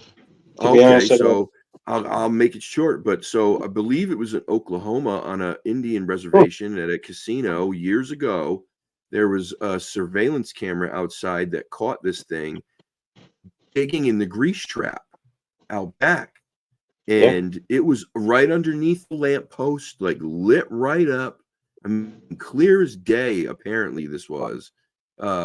Supposedly some of the greatest footage that there ever would have been in the Bigfoot community. David Wilbanks, I don't know if you know David, he's an author. He wrote the Kiamichi Bigfoot, and he's the researcher down there. Well, he was there when this happened, or he was called in, and he was one of the only outsiders allowed to see that video. And I had him on the show and we talked about it. He described it as best as he could. And he was like, it was amazing. But like they hid it. They didn't want anyone to see it. It was never seen by anybody outside of that room, that security room. But again, grease trap, dumpster, garbage can, dog food, like, Bernie said, easy pickings. huh? Easy pickings. Easy pickings, yeah. Bernie just said something in the chat a little while ago that on one hand, people talk about these things being these like spiritual, amazing beings who can transform their energy, and there's orbs associated with them, and on the other hand, they're these scavenging beasts who go in our garbage cans and whatnot. Right.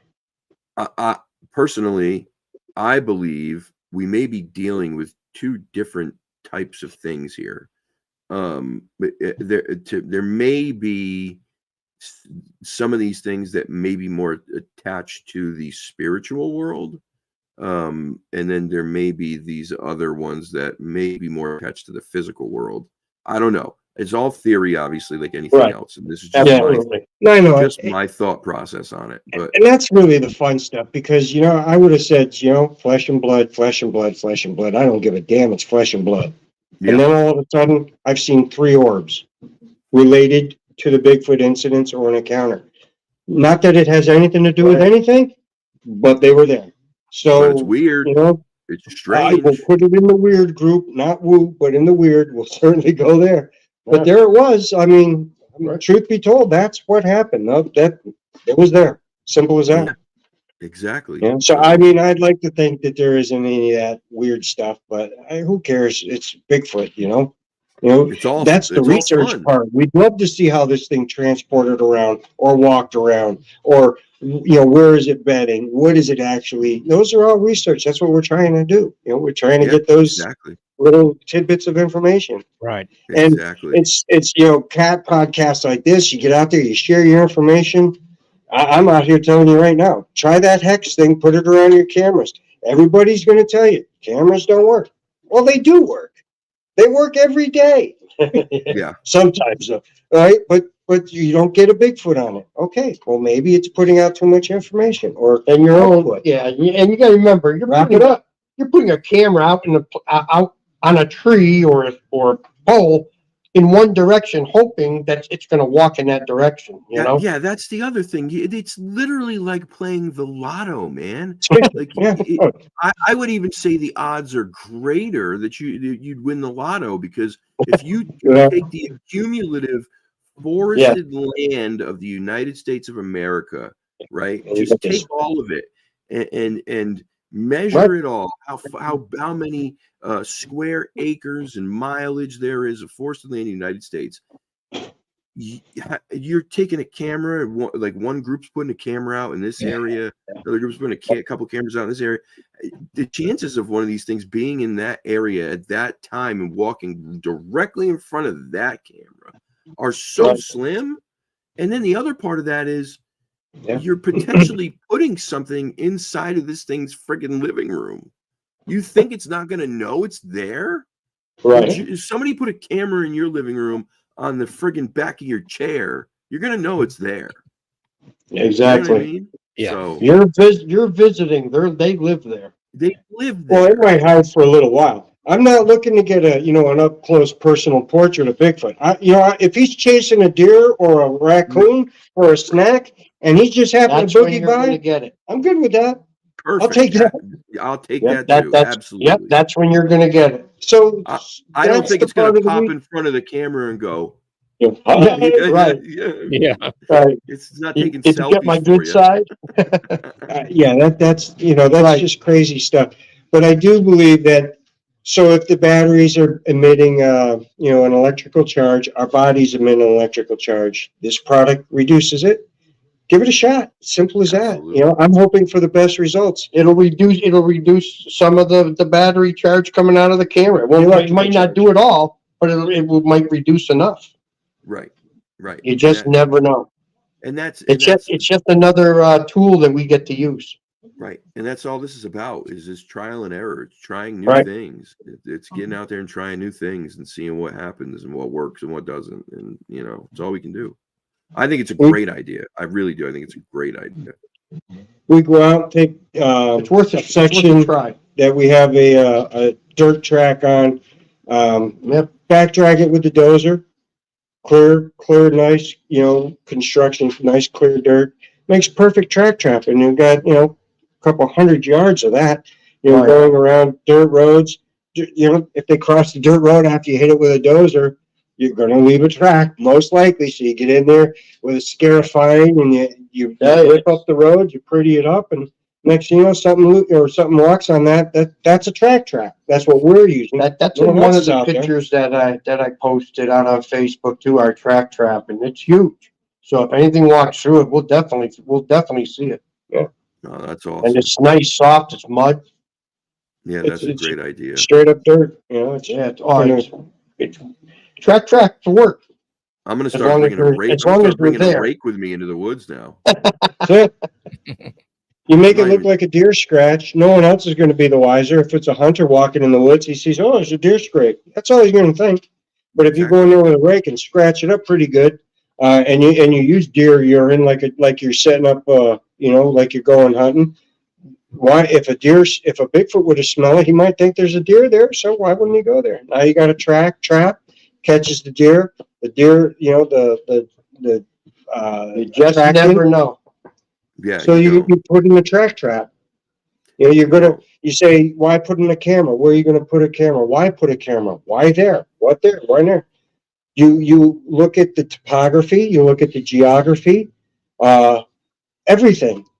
And whether it be a channel or a tunnel, a funnel, could be a water source, could be a bedding area. There's a reason why they're going in certain areas. You do your due diligence, you'll find that pattern, whether it's a bedding area, they're coming out at day or night via trap. You're not just gonna just drop one. Yeah. Just for the sake of putting up a camera. You're gonna put it in an area that you have a good idea that they're gonna come through. Yeah, you're looking down. Whether it's a trail, a game trail or wherever. You're looking for good areas for it, and then you create good areas. Cameras are a great thing. Yeah. You just gotta try to move them around or try to cover them or, I mean, if that's what they're saying, that if that's the reason why you can't get them is because of the battery, then try the hex. What do you got to lose, Yeah, we've even got them where they're, wrapping bark around them, leaving the holes for the shot, but even still. So, hey, there's a number of different ways. There was just a couple of different ways that we do for our techniques.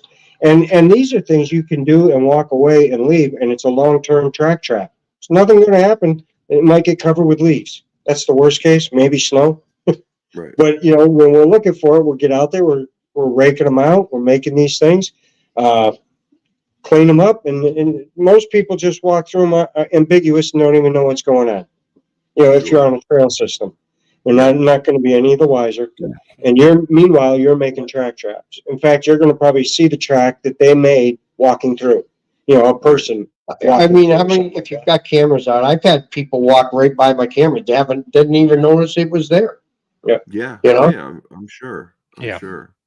And we've got all the animals except for a Bigfoot on a trail. Yeah, right. So we know they work. And again, that's the other thing too, is the cameras are so useful in just tracking the native wildlife in the area and what they're Exactly. doing. You can learn a lot from them.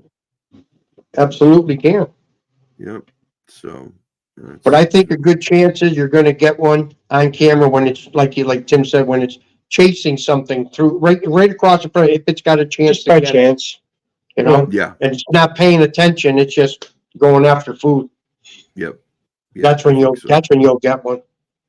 So we want that opportunity, and we've got a number of cameras out there. So well, that's how we're doing one.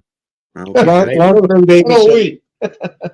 Yeah, it's long-term monitoring of an area, and you don't have to do anything, and just sits there, and it'll send you a phone message. Hey, and you look, and it's a 4-pointer, or it's a raccoon, or it's a tree blowing in the wind. Yeah. So That's could be the fog, that's actually. We've had that as well. Yeah. Yeah, a lot of different things will set it off. We've gotten the fairies, the bugs that look like fairies and things like that. That's a whole nother show. But, the bugs that take off and leave these highlighted images that could be anything, things like that. Just, Some interesting stuff for sure. orb pictures that are probably just dust or a ladybug and a camera went off and there's this boof, flash on it or whatever. Something. I'm sure it's interesting explained. though. Interesting. But those are, that's our Class A sightings or our visual sightings. I mean, we've had rocks, we've had whistles. So we've had a bunch of other things happen to us during the course of the times that we've been out. And it's been interesting. Not every time, but a majority of the time. In 2015, we were out with Dr. Siriamento, Esteban, Tom Yamarone, John, Dave McCullough, a couple of others. There was another expedition, and we were up in, I think that was Savoy as well. Nothing took on that night. We came back to the camp and we had whoops and knocks that night. We're all down playing guitars and campfire and went down by the lake. After that happened, there was a couple of whoops that we had heard. Everybody heard them. We went out, started checking around camp, looking for whatever was making the whoops. Didn't come across anything. That night, Eric and Dave McCullough were sitting on a porch on a cabin, and it's about 2:00 in the morning, and had a huge howl.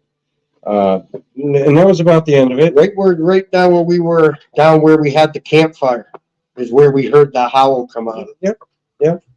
And so we were the only ones up, basically, that we knew of. the next day, we're sitting down by the trucks, down by one of our well units, out in the woods. I have a well unit, and it's just a little pump house, and the truck's parked next to the pump house. And all of a sudden, this rock came down and hit his truck. A rock, not an acorn, not a pine cone, not a branch. A rock came down and think it went in the back of the truck. Actually, rolled around the back of the truck. It was crazy. So we were having lunch there on the side of the woods, waiting. It was just after the expedition, just kind of hanging out, waiting to see if something happened. And all of a sudden, this rock came down. But that was about it. Nothing happened. Didn't see nothing. But the rock came. We didn't see anything in the woods. Didn't hear anything take off. So we've had experiences that we just can't say what they were, but we've had experiences that we can't explain. Yeah, sure. So we've had quite a You few. can tell them what they, things that they aren't, but not what they are. It's Right. Explain Yeah. things away, and it's the fun things that you can't explain Right. that keeps you going. Exactly. Yeah. 100%. Well, guys, listen, I appreciate this. This has been awesome. These been a blast. stories were, these stories were amazing. I never get sick and tired of hearing people's encounters and experiences. To me, when I hear this stuff, it's just as exciting as when I would go out and have something happen. It just reinforces why I do it. You know what I mean? To get those experiences, hopefully. And so, I definitely I need to get to Savoy at some point. That has been on my bucket list for a Come on while. up, we'll take you out. Dude, I have wanted to go there for so long. I don't know, and I can't say why there more than other places, because there are plenty of places that are amazing, but there's just been this weird thing that's been pulling me there for a very long time. And I need to get there. And then October is the other one. October's the other one. We went a few months back during the day, and the very second we got out of the truck, we heard a knock and a whoop. Yeah. The very minute, my foot hit the ground, and it was boom, and then whoop, and that was it. I've heard many. I've been on expeditions and had that same thing where people would say, "Be careful when you get out. Don't slam the door." You get out, you open the door, you go to shut it, and next thing you know, whap! You're like, "What?" Exactly what happened.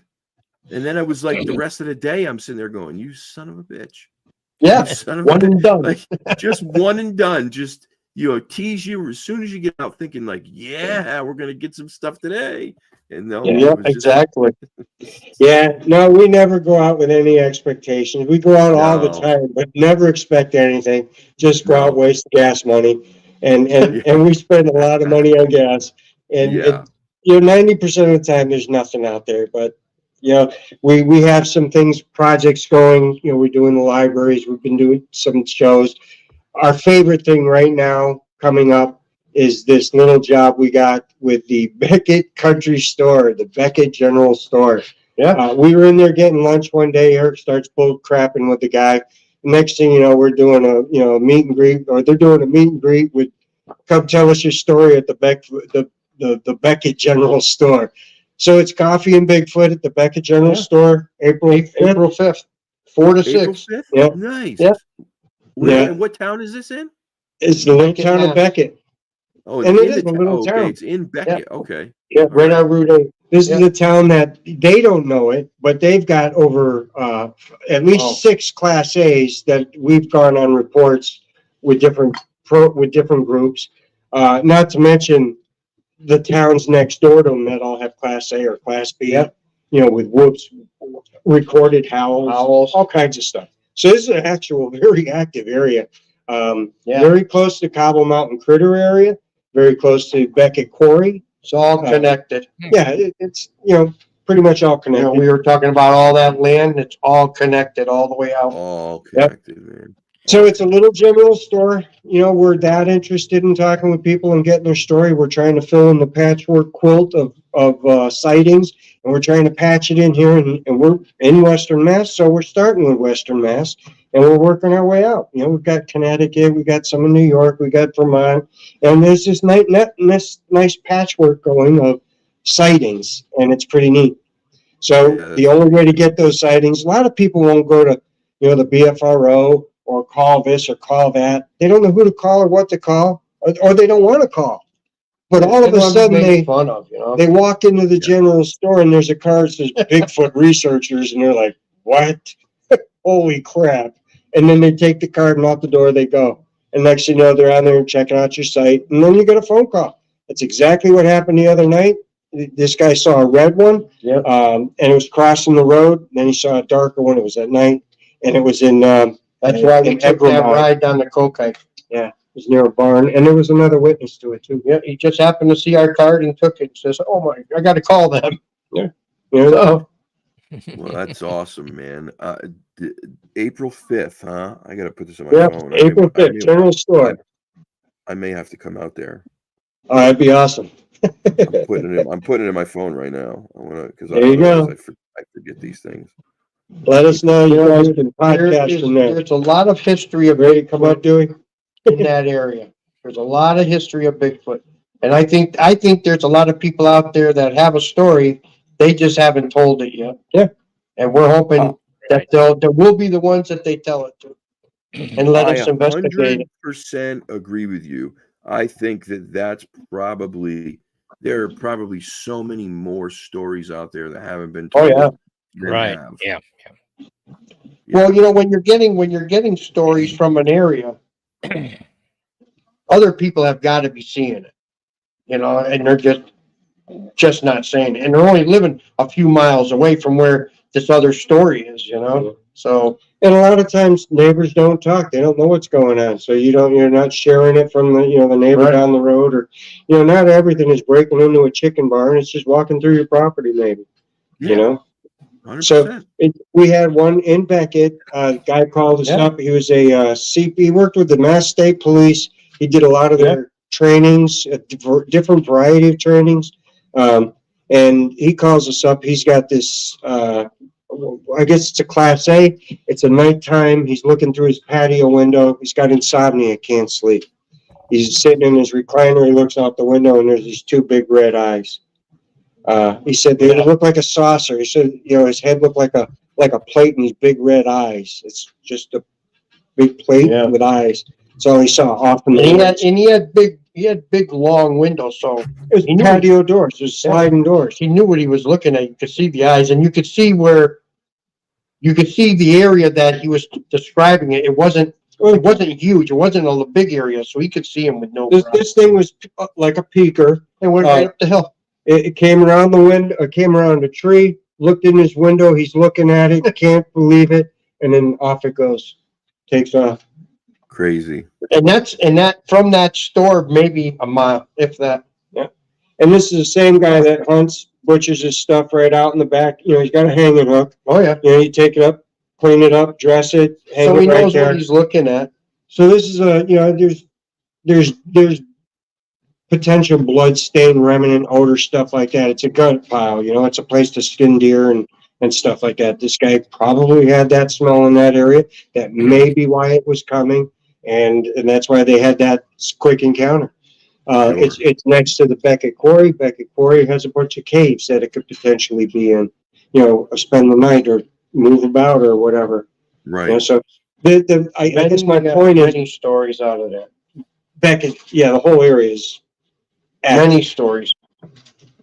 I mean, people. I think for a lot of people too, who don't know this area and they don't understand, right? Where I think their scale of things is much different. The Pacific Northwest or Colorado or even New Right. Hampshire, upstate New York. Those areas are so vast and they're so massive in comparison. When you talk about Western Massachusetts, Northwestern Connecticut, Northeastern Connecticut, these areas are much smaller in comparison, right? So Considering you could put the whole state of Massachusetts in one of those states. Exactly. Yeah, that's my And point. Connecticut and Rhode Island. Exactly. Yeah. So these areas like where you're talking about, Beckett and Cotton Mountain and all these. There's when we they're connected. Yes, they're all connected. It's not a very massive area. I mean, it's relatively small. You could drive. I could drive from one corner of Connecticut to the other opposite corner in an hour and 15 or 20 minutes tops. Right. The whole that's the longest route, not straight across, but corner to corner. Yeah, and then I could drive from that corner straight up northwestern Massachusetts. It's only going to take me another hour and 20 minutes to get all the way up to New Hampshire. I mean, these aren't massive areas. So, and you could drive 2 days through the state of South Dakota and take 2 days to get through the state of South Dakota. yeah, exactly. You're talking about you compare the Adirondacks, which is 6 million acres. 6 million acres. You compare that to someplace October Mountain or what it's it's not even in the same ballpark. No, not even. So these areas that we have here, I like a little bit better for research because of that reason, because they're not as big, because you have maybe a better chance of being in the right area because they're not so massive. Right. You know Exactly. Yeah. Exactly. And when we go out and we start looking to place these trail cams, we're looking at places like, where might they go? What might, what's, how far away is it from people? Is there an attractor there or something like that? What is the reason for going here? We're just not going to put up a camera willy-nilly because there's a tree and we can hang it. There's got to be a reason, an endpoint, or something. There's a reason why we're there. And it's probably why it's there. Right. And we're looking on maps to see. It could, swamp, could be cattails. Could be cattails. Cattails are huge. You pull out a cattail, eat it like it's a giant potato. There's a huge amount of nutrients there. Huge. Yes, there is. And most people drive by it and don't even think about it. But I'll tell you what, there's dinner all year long right there. Absolutely. Dinner, just in cattails. So, swamps and water, things like that, there's, that's where we're interested in. Our experiences have been in a lot of rain and water areas, a couple of dry ones, dry meaning when he was up on Savoy at Ballard's Rock. Other than the rain, there's no body of water. No. But we've had it near bodies of water as well. Yep. Yeah. Yep. We've got reasons that we're going to be in there, and they're usually food source, water source, or bedding. Yeah. Right. Yep. Yeah. I for me, I always, the first thing I look for is water. That's the first thing I look for from going somewhere. Is there a good water sources there? Everything needs water. Everything needs water, right? So that's the easiest thing is okay, is there good water sources there? Then that's where I'm, that's my number one thing to look for. Obviously cover after that, but viable food sources, there has to be something as far as plants and stuff go. Cattails will grow all year long in this type of winter, that we're having now. Right. They'll continue. They'll be alive all winter. I mean, pull that stock up out of the ground, it'll be totally edible. Yeah, absolutely. It's a great food source. The tuber on the bottom of that, like a potato. It's crazy. People don't know. It's crazy. So if you're ever stuck somewhere and you don't have anything to eat, you're out in the middle of nowhere and see some cattails, you chop them down. Exactly. Hope says cattail, nature's corn dog. I think of them as corn dog. Exactly. Oh boy. Oh, Y'all mentioned earlier about the Bigfoot eating the fish and finding the remains. Friend of mine, Martin Rose, and I were in LBL. I think it was early last year. We went back to this old abandoned cemetery, and it was the site of an old church at one time, and they had a little small cemetery there.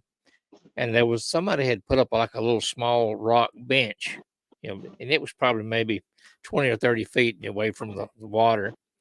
And we didn't think much about it. I seen something land on top of it. I walked over to look see what it was, and it was actually a turtle. That something had smashed this turtle up on top of this bench, and it looked like it'd eat it.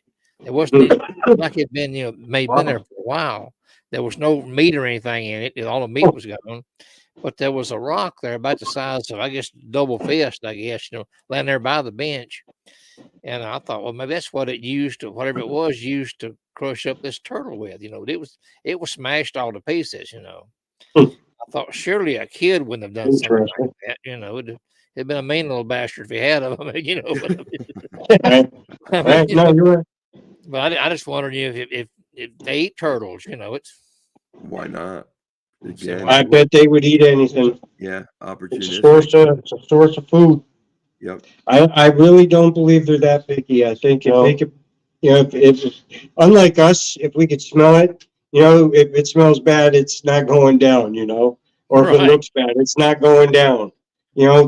That's not in the natural world or in the animal world. It's going down. They're going to eat it.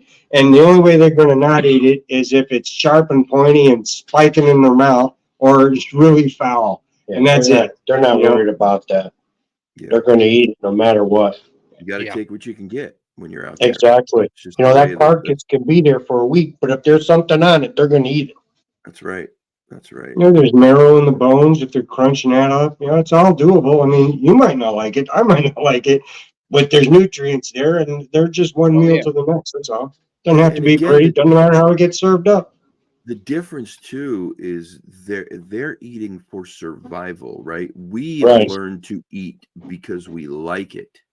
That's We eat with the our eyes, difference. man. Yeah, we eat with our eyes. We Yep. eat things that are appealing to us. They're eating to survive. It's a totally different ball game. Exactly. Yeah. They're taking away our steaks and giving us bugs. That's going to be a fight. There's a fight there, buddy. Oh boy.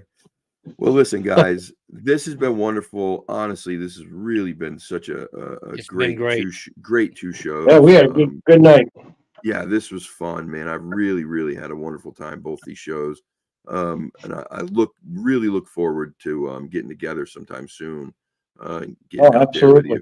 It'd be an honor. Honestly, I really would be honored to get out there with you guys. I talked to Alex actually about it just the other day. I was like, hey, Tim said he was messaging you. He's like, how the hell did you know? I'm like, I was just talking to him. So, yeah, it's a small world. That's cool. Yeah, so we'll get out there and we'll hit it hard, and we'll get some, hopefully we'll get something to bring back too. And if we do, we'll have you back on the show. But we'll stay in contact, man. This has been wonderful, absolutely. really. Yeah, we definitely want to go out and do something. For sure, put it together. 100%. Yeah, I'm in. You don't have to you have to twist my arm, dude. Anybody ever ask me to go out, I'm going out. Yeah. So anyway, guys, thank you for tuning in. Let me just say this, Southpaw, thank you so much for the donation. Truly appreciate it. Very grateful. Sploot, thank you for tuning in. This is your first night to tune into the show. And like I tell everybody, anybody who takes any time to watch my silly behind sit here and discuss Bigfoot or anything strange, I'm very grateful for it. And everybody else who was here, thank you so much. Do me a favor, though, before you go. Take your fist, ball it up, and go beat the brakes off that like button like you tried to steal your mama's wallet. Okay? Just do me that favor. And we'll be back next Tuesday. Smash that button. That's right. Smash that button. Stomp it for me. We'll be back next Tuesday. I'm probably not going out this weekend because I still don't feel too great, guys. So I'm going to take the weekend off. But we'll be back next Tuesday. So keep your notification bell hit and stay tuned. We'll be back then. Have a good night, guys. Till next time. Thank you. It's been great. Thank you.